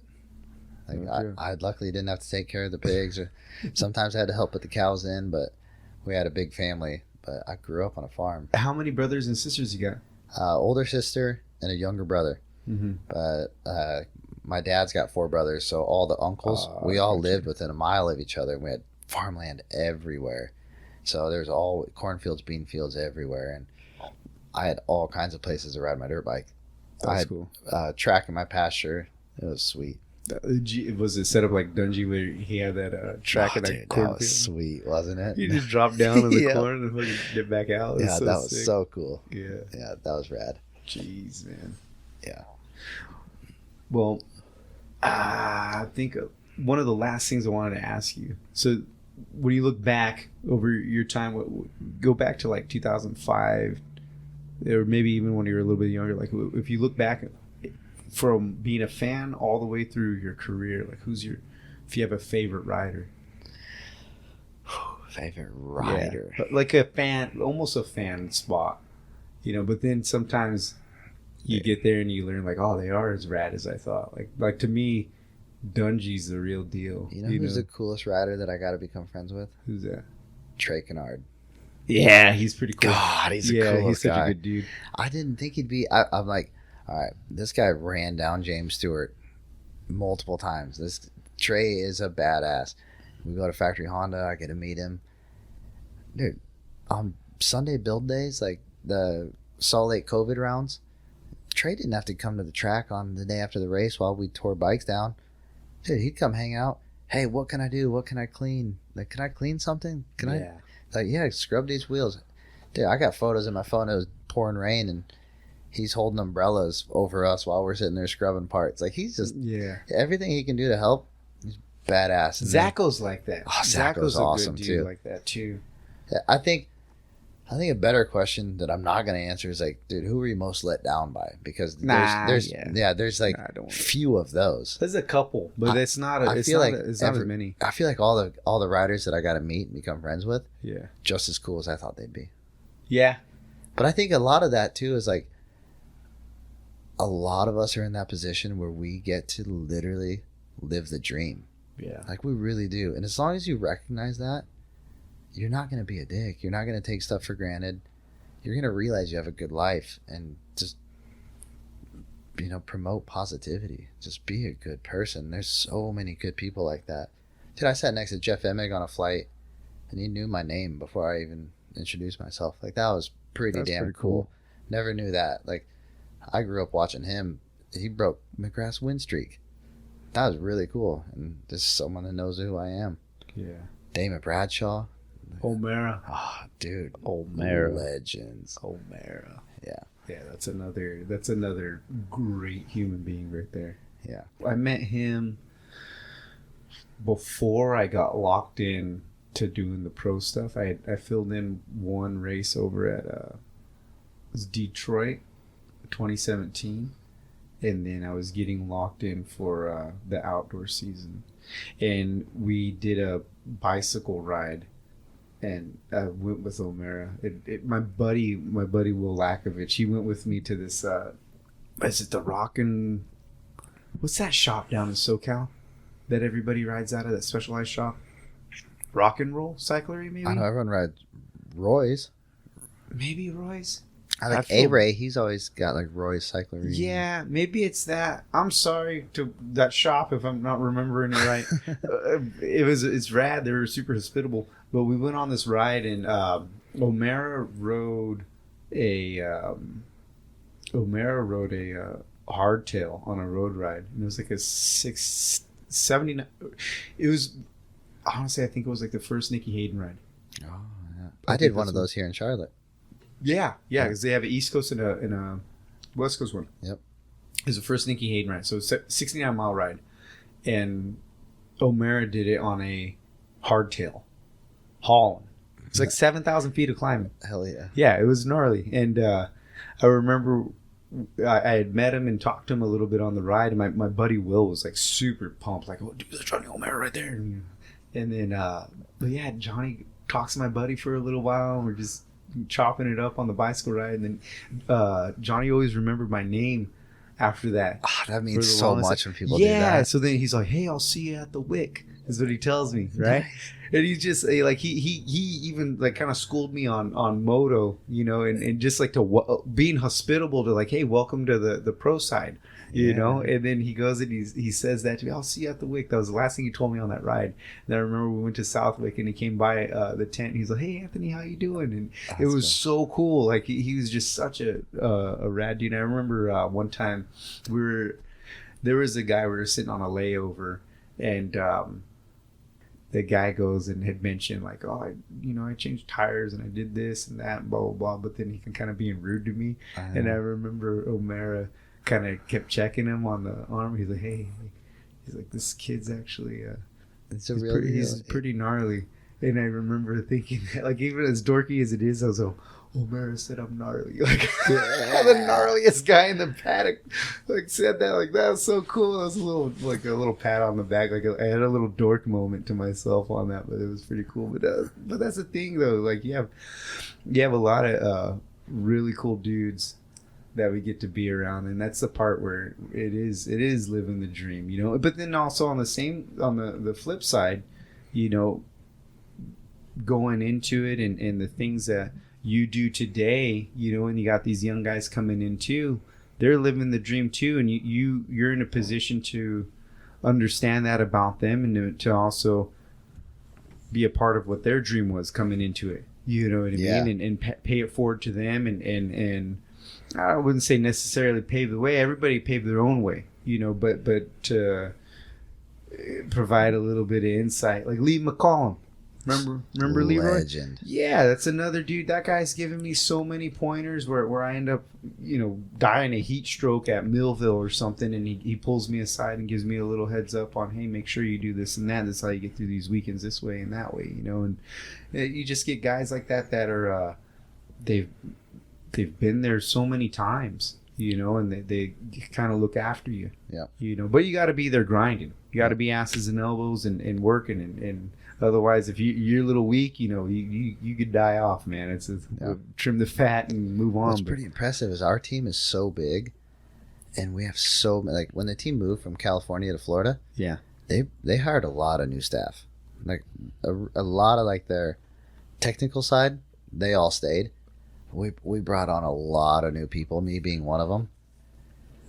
I was pretty amazed at like the 250 side, the age of people, like that's a lot younger, man. Like it took me a while to get the opportunity that a lot of these younger kids have, and I don't know what it is, but like we don't have a lot of turnover. Like these younger kids, they realize the position they're in and they grind. Like they get their shit done, their stuff is on point. Like to work on our team, dude, A1, I had never met Bobby Reagan. Talked to him on the phone.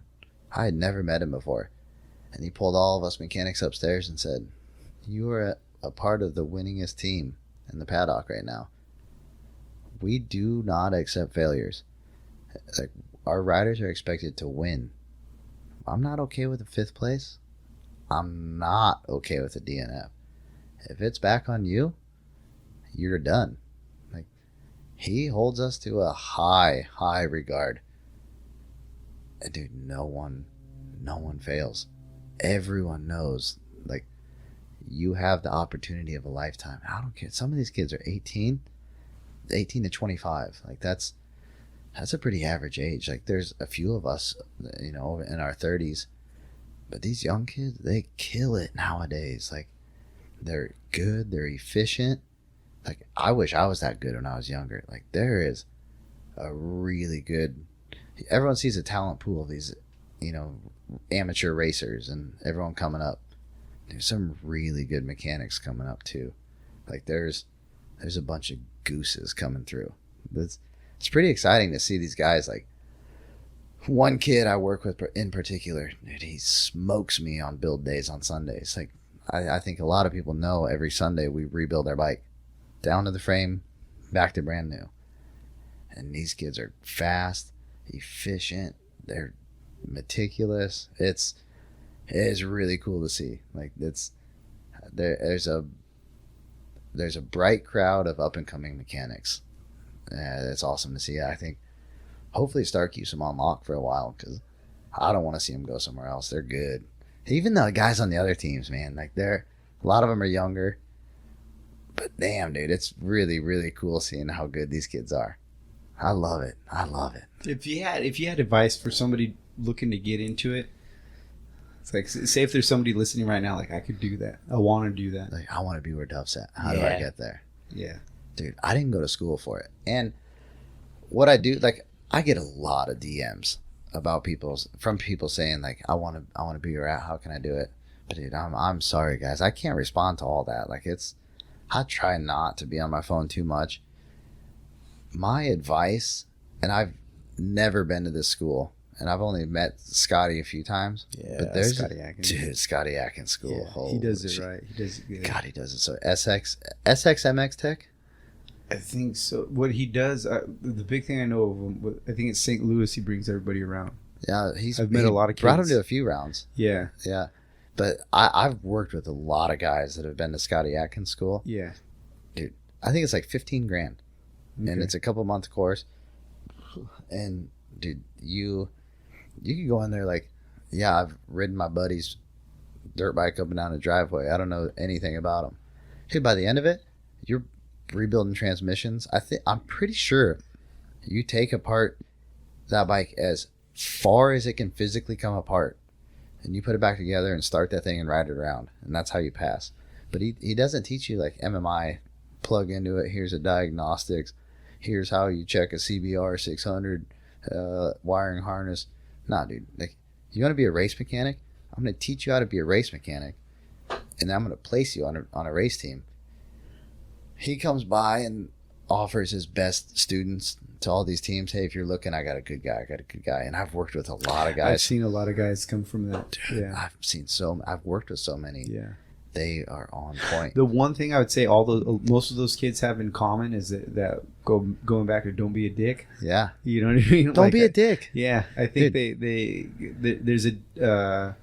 I've worked with some guys that come from MMI that were really good too, but more often than not, the guys from Scotty's school, I don't know if he gets into it or not. It seems like he does, but there's also the personability and team environment, being able to work well with other people, that kind of stuff. It seems like they're with it when it comes to that. Yeah, it's huge. From that school, I've had, been a part of some programs where there's a person makes a mistake, and it comes back on, it hurts someone, and I've gone to managers and said, hey, I work with this guy day in and day out very closely. He missed a step. That's all it was. Keep him. He can fix that. He's not a dick. But then there's other people where, like, if he misses that step and something happens, that they've been waiting for that excuse to get him out of there. Dude, if you're a good guy, like I said earlier, we can train you. Like, just be a good person. But also, Scotty's not paying me to do this, but he can. Yeah. But honestly, that's school is what I recommend to everybody. Yeah. I can't push that enough, dude. I think they limit it to like 20 people. I don't know. I need to do some research on it. If I'm going to talk about this kind of stuff, I need to be a little bit better educated. I do too. What I can say from experience is the guys that I've met that have come from that program all stand out to me as they were all rad dudes. Yeah. And then the ones that I've seen that have made it to teams and whatnot, that they've excelled and done well in our paddock. Yeah. You kind of see them move up, whether they started off on a satellite team or a privateer effort, and then next season they're doing well over here, they're doing this or that. You see them kind of have a pretty steady ascension.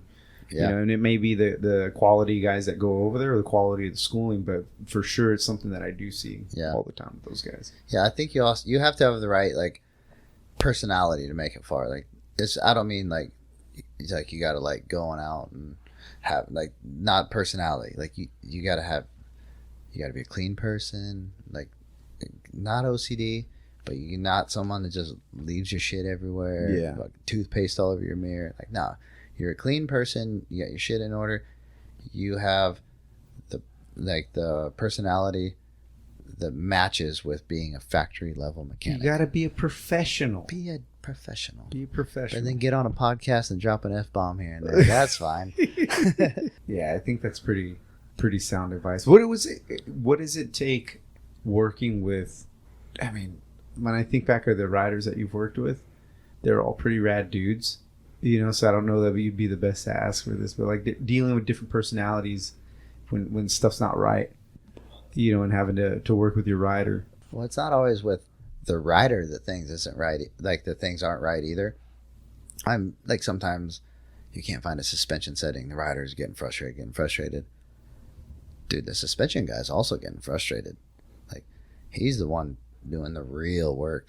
The rider gives him feedback. It's kicking in the rear. It's tall. lowering it, softening it, stiffening it, slowing it. Like, I've been at the track for 4 days in a row, 10 hours a day, just throwing shock settings. And like, dude, we're not getting it. Yeah, it's just, I don't really work with people that are dicks, actually. Yeah, I think about it, like, how can I give that advice? Honestly, I'm not in that position because I'm fortunate enough, like, I've worked with some pretty damn good people. Yeah. Yeah, dude, I went to Factory Honda when Kehoe was the manager. Lars was my crew chief. Actually, he didn't like that term. He liked the executive director, so I don't remember what he called it, but that were some really, really, really good people. Yeah, I've just been fortunate enough to not have things not going right. Like, we had a rough year in 21 with JB as far as like our engine program went. Had some issues outside of our control, and he was really professional about not throwing the anger in my direction. Maybe that's my advice. When shit's not going right, don't spread your anger out. Don't throw it at people. It's not their fault. Just find something else to do with it, dude. Go work out if you're pissed off. Don't take it out on people. It's not their fault. If you want a solution, come at it professionally, kindly. If you got some anger, go for a run. Go do something. Just don't let it out. Don't be a dick. That's my advice. Don't be a dick. Yeah, I've said that a lot. Dude, I mean it though. Yeah. Do not. Just be a good person. Yeah. Dude, I also had something I wanted to say earlier. It was, as far as don't be a dick goes, if you come to me on race day and you think he doesn't have time for me, I want to address it right now. I don't have time for you on Saturday. I am so sorry. Come find me on Friday and I have time for you. But on Saturday, I'm not the guy you see in Deegan's videos. Saturday is my most important day of the week. So if it's your Saturdays where it's on your shoulders. If it's your son's birthday and you've been standing front row for 3 hours and you want a picture and an autograph, like, dude, I have a list of things I have to get done.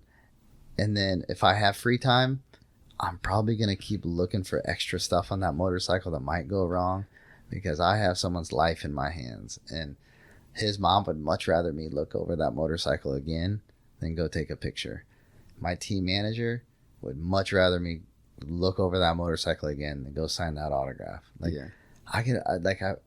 Since working with Haiden, my Instagram has just blown up. That's been really, really cool to see the following that kid's brought to the sport, but it's brought a lot of attention my way too, where people want pictures and autographs all the time. And I love that. I love doing that for people. But I can't do it on Saturday. Dude, I got a lot of stuff going on Saturday. Yeah. That is my most important day of the week. So, really, really sorry if I've not made time for you on Saturday, but come find me on Friday. And I'll speak to that too. I mean, Duff, you and I had some good times together and spent a lot of time together. And also, too, on Saturday, it's not time for you and I to talk to each other. It's very, very quick, matter of fact. Hey, what do you need? You know, the same. Are we doing the same setup? Are we changing anything? You good? And I get out of your hair or get out of your if I'm dropping wheels off on Friday, dude, I can kick it for 10 minutes. I'll hang out.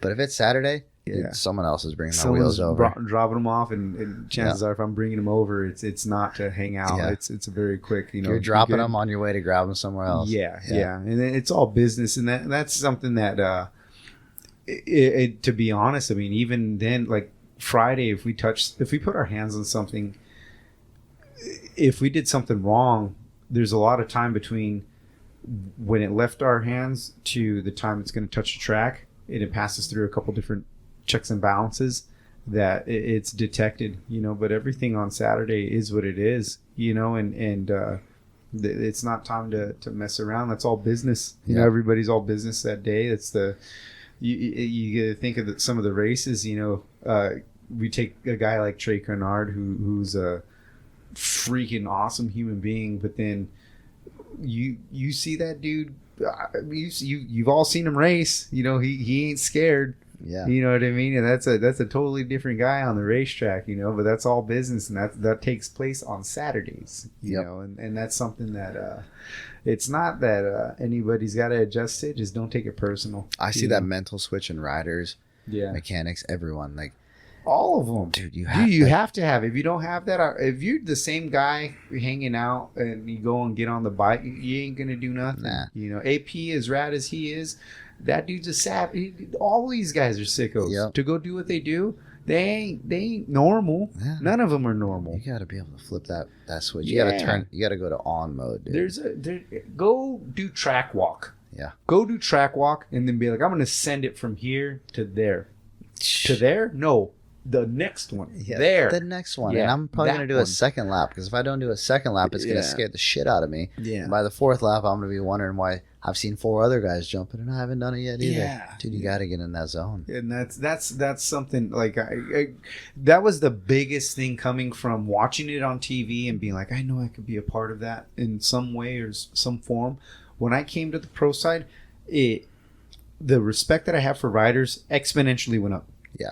Like Dungey is like the biggest proponent to that, because that guy held it together so well on the track, off the track, in front of people, away from people. Like that guy, he recognized that I was new my first day at Dunlop. Yeah, I brought donuts over and hung out and everything. Introduced himself to me. Hi, I'm Ryan Dungey. Shook my hand, and then at Glen Helen came, gave me a big old pat on the back and hugged me and said, hey, good to see you, man. And dude, that guy, from day one of me going to the races, Ryan's been a stand-up dude. Great human being. Yes, you know, and it's just like, and then you don't even, if you take his riding, you can't even appreciate it in the time that it was happening, watching it on TV. Because that's when Ryan retired right when I started.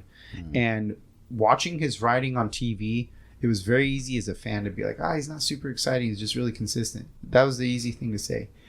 But then when you see the void, the vacuum that he left when he retired, and everybody scrapping for it, and how inconsistent that class was for a long time after he left, it only went to show like how gnarly that guy was every single week. And then to be on the backside and see the issues that people deal with race day, where the setup's a little bit off, or we went to a new chassis, or hey, this tire's not available anymore, or we're switching to air forks, or we're doing this, or there's so much politics and just decisions that are made by companies for the progression of technology that you have to sort out on the fly.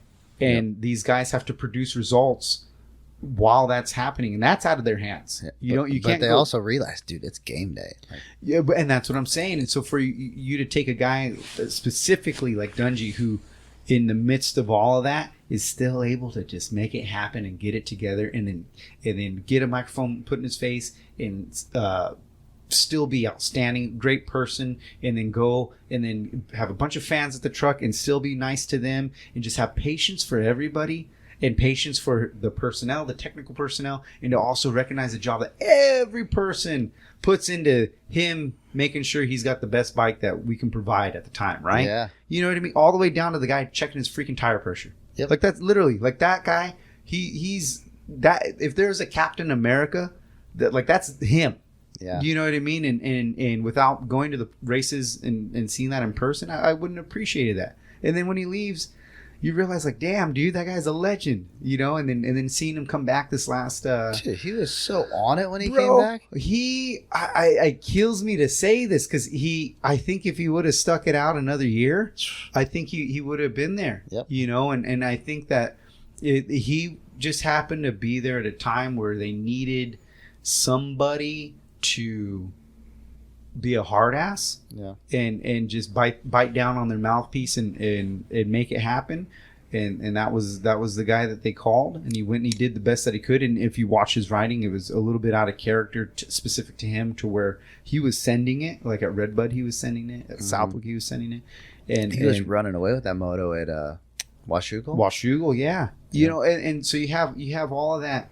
And that team just needed a little bit of time to figure out the right direction. They were trying different stuff that they were having to sort through stuff on the fly. Again, when you make changes in technology or models and whatnot, Sometimes it's great and easy, and sometimes it takes a second to Dude, really assess where who else is like a full gamer, like awesome guy, and then race day, different person. Barsha. Cooper Webb. Yeah. Oh, yeah, dude. Seriously. Dude, he's a different guy from practice to main event. Dude, from heat race to main event. Yeah, he'll come give you a little titty twister when he sees you, and then freaking... He'll go get, like, 5th in a heat race. Yeah. Line up 10th. It's like, I'm going to pull this whole shot. Yeah. I'm going to smoke these fools. Yeah. Let's say it on the line, too. Dude, he'll do it, too. He'll do it. Dude. Yeah. I'm buddies with Coop. Yeah. And I've had him, like, super pissed off at me before. Yeah. When I was factory Honda, he was so pissed off at me at Salt Lake City. Because I remember they took out some whoops. And John Starling, another awesome person in the pits. Marshall says the one guy with better hair than me. Yeah. Yeah, I can't top John Starling hair. Yeah, he's got good hair. He's awesome. he's like, hey, we had to clear some whoops out. So we took the starter whoops are really big, so we shortened them down. And I go, shit, I bet DeCoster made you do that because Coop was on the ground and it was COVID round, right? I remember that. Dude, no one's behind the gate. It's 20 riders, 20 mechanics, and not a person and John Starling. That was it. There's just us. No one was talking. And Coop turns around and he's like, yo, Duff. And no one else is listening. Tell your boys not to worry about them whoops anymore. Worry about beating me in the race. Or some shit like that. Like talking, because it was him, Kenny, and Tomac going for the championship. Yeah. I'm like, yo, I didn't mean it in a bad way. Dude, he didn't talk to me for like 2 weeks. And he was like, I don't care if you're my friend or not. If I got to hate you, I'm entering the mindset to hate you. Whatever it takes to win, I'm going to do. And then as soon as the championship was over, he's like, hey, I've got a lake house in Charlotte for the summer if you want to come out on a boat with me. I'm like, oh, dude, you don't hate me? He's like, nah, only for 2 weeks. Like, oh, that was good then. Nice. Oh, that's funny. But, dude, that guy's a gamer. I love watching how someone can go from really, really nice guy to, like, full game face on Saturday.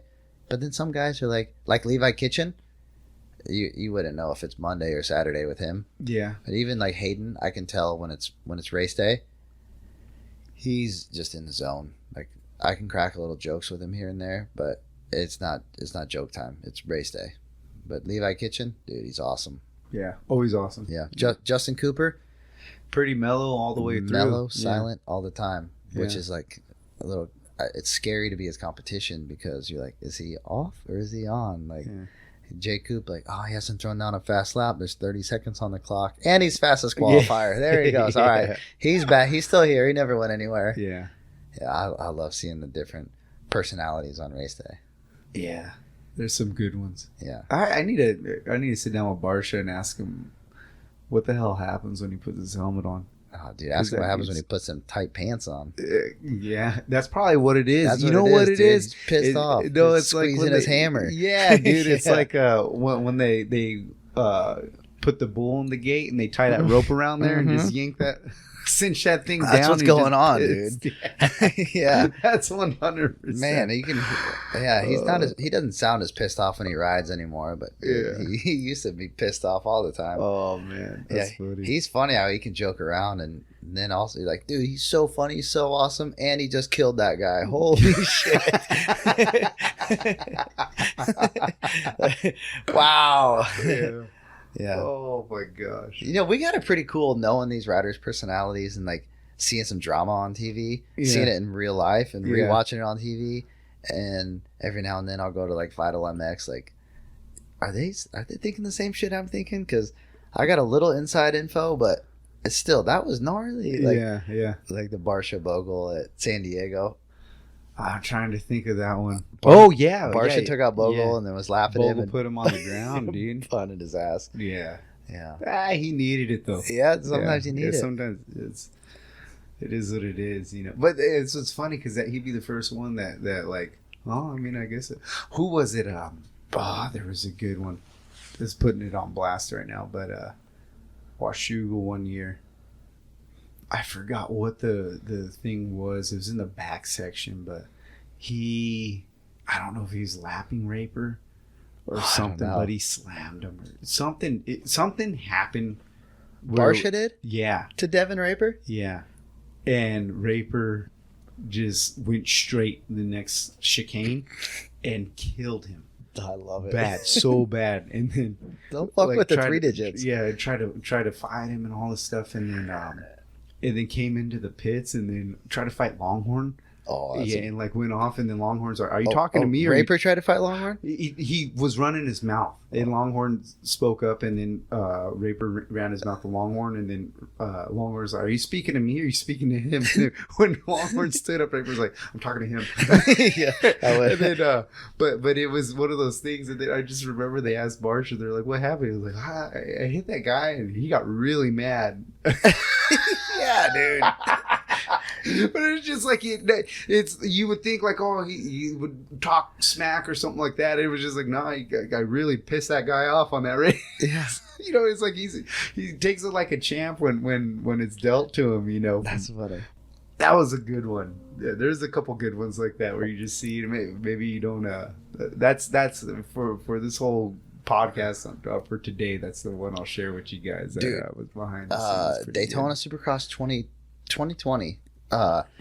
Which was the last race before COVID hit. Yeah. Yep. That was fun fact to this. It's going to be kind of funny when I drop all these. Is that was the first podcast I recorded. Nice. With Seth Rarick. It was the last normal race we had, and I think it was 2.5 hours. Oh, nice. It was a good one. So that's going to be number 1 when it comes out. And it was funny because we were all freaking out about what was going on with the Rona, you know. Yeah.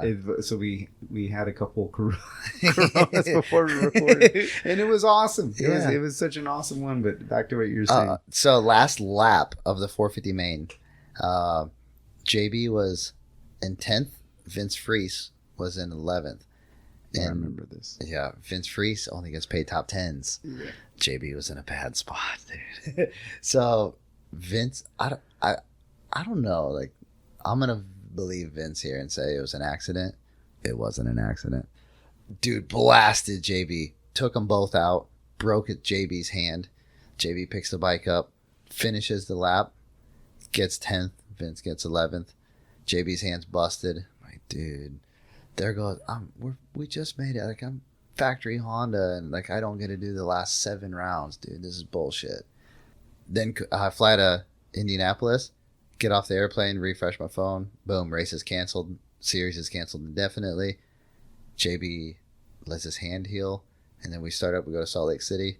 We do round 11 through 17. Didn't miss a round after that, but we also didn't get a train before then. But yeah, that's another rider. We're talking about Barsha hitting someone. That guy got pissed off, dude. Vince Freese just cleaning out his old teammate, his buddy. All like, dude, they see dollar signs and they shut their damn brains off. Yeah, they just let her eat. That's mechanics can't shut their brains off and just let her eat in the pit in the mechanics area. But riders, they can do that shit. Yeah. Like, do you guys watch Detroit this year? Yeah. Oh my gosh, dude! Everyone thinks there was fireworks going on in our truck between Haiden and Smitty. There wasn't. It was like, what the hell was that all about? It's like, I wanted to win the race. It's like, yeah, me too. It was a little uncalled for. Like, I don't know. I wanted to win the race. Like, yeah, me too. All right, what's squashed? And that was it. That was it. Like, everyone was kind of thinking, dude, Haiden and Jordan hate each other. Like, no, dude, they wanted to win the race. No, it was like some young kid. And the shitty part was J-Mart won the damn race. Yeah, dude. Yeah. That's all right. Oh, that's another legend. Yeah. Yeah. Dude, him, I remember watching him race with a broken hand and winning a national with a like he came by the truck and showed us, and he's like, I'm just sick of being hurt. And he put his hand out like this, and he's like, feel this, and I put my hand over his, and he went to move it, and it was just like, you feel all the bones crunching in there. And he went out and freaking. Do you remember dude, he was so badass. Dude, when he was on, he come off. He had white grips. He had white grips on the bike. And they're covered in blood. Covered in blood at the end of the moto. Everybody, and that's the other thing when people give a hard time. Oh, you're hanging on too hard. You know, blah blah blah. You need to squeeze it, bro. Everybody squeezes with their legs, and you have to hang on to go fast. You gotta hold on. You know to what it. I mean? Like they're literally, these guys come off the track and their hands are bleeding. Yeah. You know what I mean? And it's late in the season. Yeah. You know what I mean? It's not like they got like the soft hands come like their first couple rides back. Dude, I looked at Tom Vial's hands after Crawfordsville, the final motocross season. Yeah. The motocross race. Haiden passed Tom like maybe 4 laps to go. Yeah. And got second in the moto, second overall. And we get to make the podium area, and Tom takes his gloves off. Dude, that guy had layers missing. Yeah. And he just shook it like, fuck, I held on so hard. I tried so hard. Like, dude, that kid's got heart. Like, he's a champion. He's a two-time world champion, right? That's a champion. God, dude, he's so bad at. How cool is it that we get guys like that want to come race here? Yeah. Oh. Yeah. Do you know who pumps me up? Boutron. Yeah, he pumps me up, so man. Cool. He came by one time early on, and we had a pretty good banter back and forth. He wanted to try the paddle tire, then he wanted to try the knobby, then he wanted to try 110, he wanted to try 120. He's all in Europe.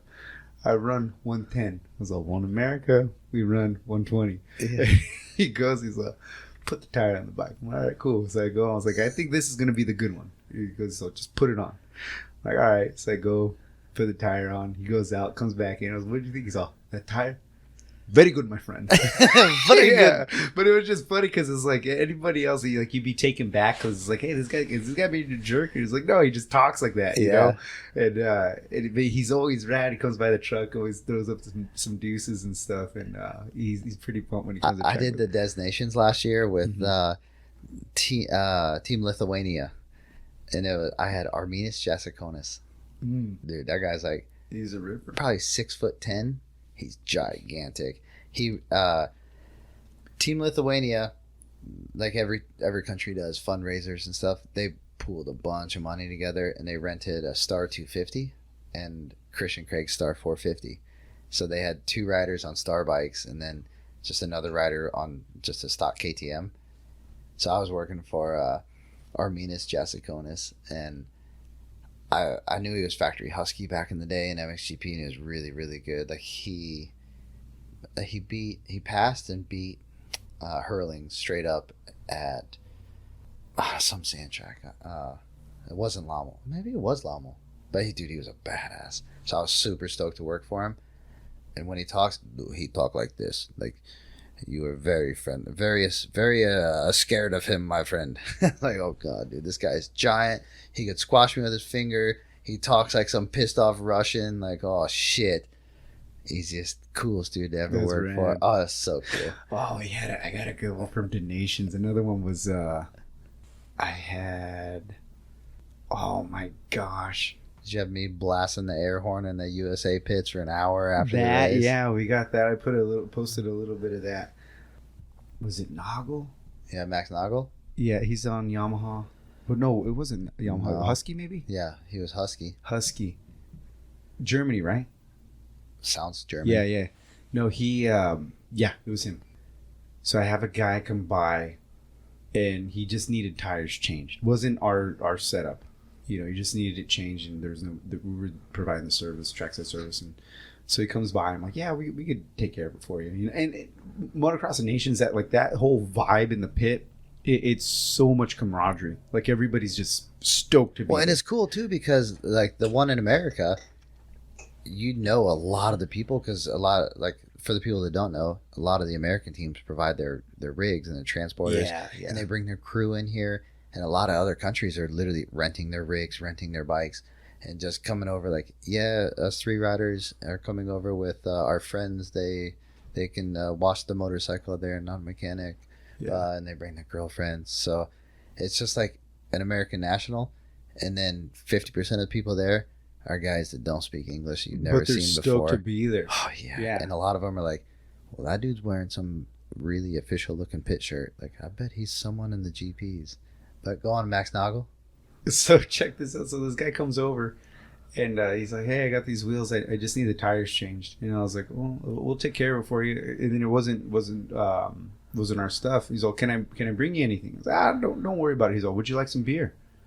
And I was like, "Well, I mean, we're not gonna say no to that, you know." I drink beer. So anyways, And I go, who's the rider? He's all, it's for Max Nagel. I'm like, all right, cool. And then, so he comes back by and everything. He's got some German beer. And I was like, I think Germany has, like, to me, German beer is my favorite beer, hands down. Right? Or any Oktoberfest, like a Marzen. Oh, yeah. Dude, like we had that at my wedding. Like, best beer. So we're dorking out over beer and stuff and talking. He's like, yeah, and he's got a different voice than I would imagine, you know. But being this guy are talking, and I'm like, all right, cool. Anyways, he takes off, and then the next day, same thing, you know, need tires done again, you know, and I see this other guy come up on that behalf, and I'm like, who's this guy? Like, where's how's Nagel doing? He's doing good? Or I'm trying to like sort out like where's this Max Nagel guy? Like, I got nothing but his mechanics this whole time, you know. I'm giving that guy a hard time and nothing. I don't get it. I go down and look at the bikes. The first guy that brought the wheels over by himself offered the beer. The beer guy, freaking Max Nagel. Really? I love that. He was such a rad dude. He was like, but it just, I mean it with no disrespect at all. Like it's so, I hardly get to watch the American races because we're just so busy. Yeah. And so like to keep up with the GPs, I watch the highlights and stuff like that. But it just to have the dude standing in front of me, and I didn't even realize like he was the one that I was dealing with. Yeah, that's cool. You know, he couldn't have been a cooler guy, but it was just funny. We just sat there and had like and the fact that he was as knowledgeable about beer as he was, you know, like it wasn't from like Coors Light, Bud Light. It wasn't that kind of thing. Like we were describing different things about it. It was like, oh no, this is true. Like Germany's the best beer. You know, that's cool. But what's that, Hogarden or something? Yeah. It was really cool. It was a rad thing. But yeah, the beer was good. Like the Belgium team, Belgium's always got good beer. Yeah. Dirk Timmerman, he's so DT1 air filter. Yeah. Dirk Timmerman. Oh yeah. Okay. Yeah. So then Paul Timmerman's his son, Dieter and Simon. Those are his boys. And but they hold the flag down for Mika Metals and DT1. Shout out Hoodie. Yeah, Hoodie does the service too. Yeah. And then but they're all Belgium. You know, so they're always there with Team Belgium and stuff. And that's cool. Again, that's if you need a spot to go and. Yago last year raced Christian's race bike, so I built that bike for Yago, and I don't think he had done a 450 race until the Designations last year, and he won the qualifying race, like beat Tomac straight up. So he won the qualifying race at Redbud last year at Designations. So I got my hands on that bike. That's kind of cool. Little something to pat yourself on the back on. Is Yago won his first 450 like MXGP race and beat Tomac on a bike that I built. That's rad. I mean, his guys put suspension and wheels and graphics, that shit, but yeah, I put the damn bike together. It was pretty cool. That's rad. He told me, you build good bike. This last year was good, man. That was a killer time. Yeah. Really, really good. I have like 15 minutes of video of us just celebrating. I got one of Gilly. I gotta show you. Yeah. Yeah, he's. I gotta take 2 seconds to show it, but I give him a hard time because I'm like, is this what the riders tell you the bike feels like when they come back? But dude, how about we were like revving bikes so hard? Like I remember at Star under the 450 truck, which is like obviously Tomac was under. That's where the main celebration was. Yeah. Everyone's trying to blow bikes up. Like, I don't know if we were trying to blow them up because we knew that the 450 wouldn't blow up. Dude, so the fact that it didn't. I know. Like, it didn't. We couldn't even get it to blow up at Denver that year when Christian won it. Or when Eli won what's the difference? Okay, I have a question. Yep. If you can answer. If you can't, no biggie. When we'd hold it off the rev limiter, Eli hits a couple different map settings. Yeah. One, it goes up like 4,000 RPM. Yeah, you can hit like a start map. Okay, so that's what I thought it was. Some start maps are like for lower rev, just so you can hold it wide open and it hits a certain RPM and you go. Okay. And some start maps will give you more power, and sometimes you put a start map in, you can reprogram the bike after a championship that gives you like an unlimited rev limiter and just let the bike eat. Because he would hit it, and like I would watch him because he's all Twisted Tea and Coors and whatever and Fireball. Yeah. And he'd go and he'd be like this. And then he would hit the button and it would just go like yeah. 4 grand higher. When Christian won, I zip tied his throttle wide open and just kind of walked away from the bike. And Then I got yelled at for not zip tying the clutch just in case she fell into gear. Oh yeah, I always think about that. I would hate for that to. That's scary. Yeah, but dude, we pulled the awning off the 450 truck at Destinations. Yeah, and it started raining. It started raining, and it was at awesome. first we're like, dude, this sucks. But we're like, actually, it was awesome. All the fans are in the rain. Like, everyone can see. Like, dude, let it rain. Yeah. This is so cool. And then you get Chase on top of a Yamaha. And then Jay Coop, and then all three of them on the bike at the same time. I think they blew up one of the Hondas, and then they went back over to Honda and grabbed a stock bike. And like some bike someone else rented and brought it over, and they held her wide open. And that was so awesome. So check this out. I'll show you real quick. This is Gilly. This video pumps me up. I love the Destinations party videos. All right, Gilly revving the bike, just shaking the shit out of it. I love it, dude. Everyone was just rocking. It's downpouring rain. Everyone's in Team USA. Just Coors Lights flying. Dude, that was awesome. Eli pulling tear-offs and leaving him in the exhaust. That was like everyone knew when Eli rocked up just wearing a pair of Oakley goggles, pulling tear-offs, chugging a Coors Light or whatever. Like, oh, he's in the zone right now. Legend. That was so awesome. That was one of the coolest times that yeah. Those are ones that I think you'll remember forever. Yeah. Dude. That was a good time. Yeah. That was a good time. And then freaking Jay Coop was our little anchor for that one. Like, he rode his ass off. He did exactly what he needed to. Exactly. Like, he set the foundation, like, we're dialed. Yeah. We're dialed. Yeah, that was good. Well, brother, if there's anything that you would like to be remembered for, since we're getting up in our age and whatnot, our mid to late 30s. Yeah. That's just crazy to think about. I don't even like saying that right now. But if there's anything that you would like to be remembered for in your time, being a mechanic, being in the sport. I hope that I've met enough people that when they think of me, they say, "Oh, Duff, yeah, he's a good guy."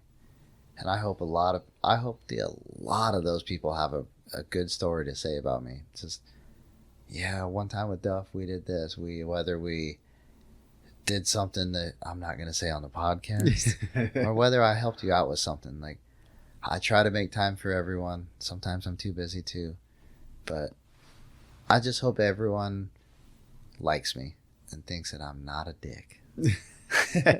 Well, from first hand, I can say that you're definitely not a dick, at least not to me. And from, I want to say day one. I want to say I'd seen you around a bit before when we caught up over at Jacob Hayes at his track. Yep. You're always super. I think that's when we formally met. That place was sweet, wasn't it? Yeah, it was a sweet little, almost like an arena cross, but bigger setup. But no, meeting you there, and then I think that's the first time we really like talked and whatnot. And then since from that day forward, anytime I'm cruising around the pit, you've always been pumped to. It's like one of those things where if I was in a bad mood or something, it like I'd see you and you'd be like, "Hey, what's up?" And it just always immediately bring me up. Yeah. You know, that's why I was really excited to sit down with you because that's the kind of stuff that I want people to be able to know. Like, this is what we get to be around. There's some legendary people that are great people, and whether they're in the spotlight or not, there's a lot of good dudes that we get to be around all the time, and I'm proud to call my friends. You know, same. So that's what it's all about. But we'll go ahead and leave it at that. I think we went over about 30 minutes longer than we meant to. Okay, it's been fun. It's all good, man. So thank you for taking the time, brother. And if there's any last little bit, anything you need to get out, or I'm going to hit the stop button pretty quick here. That's it. Thank you. Beautiful. Well, best of luck to you on this next coming season, and I'm stoked for how this year went for you. Hell yeah. Thanks, bro. No worries.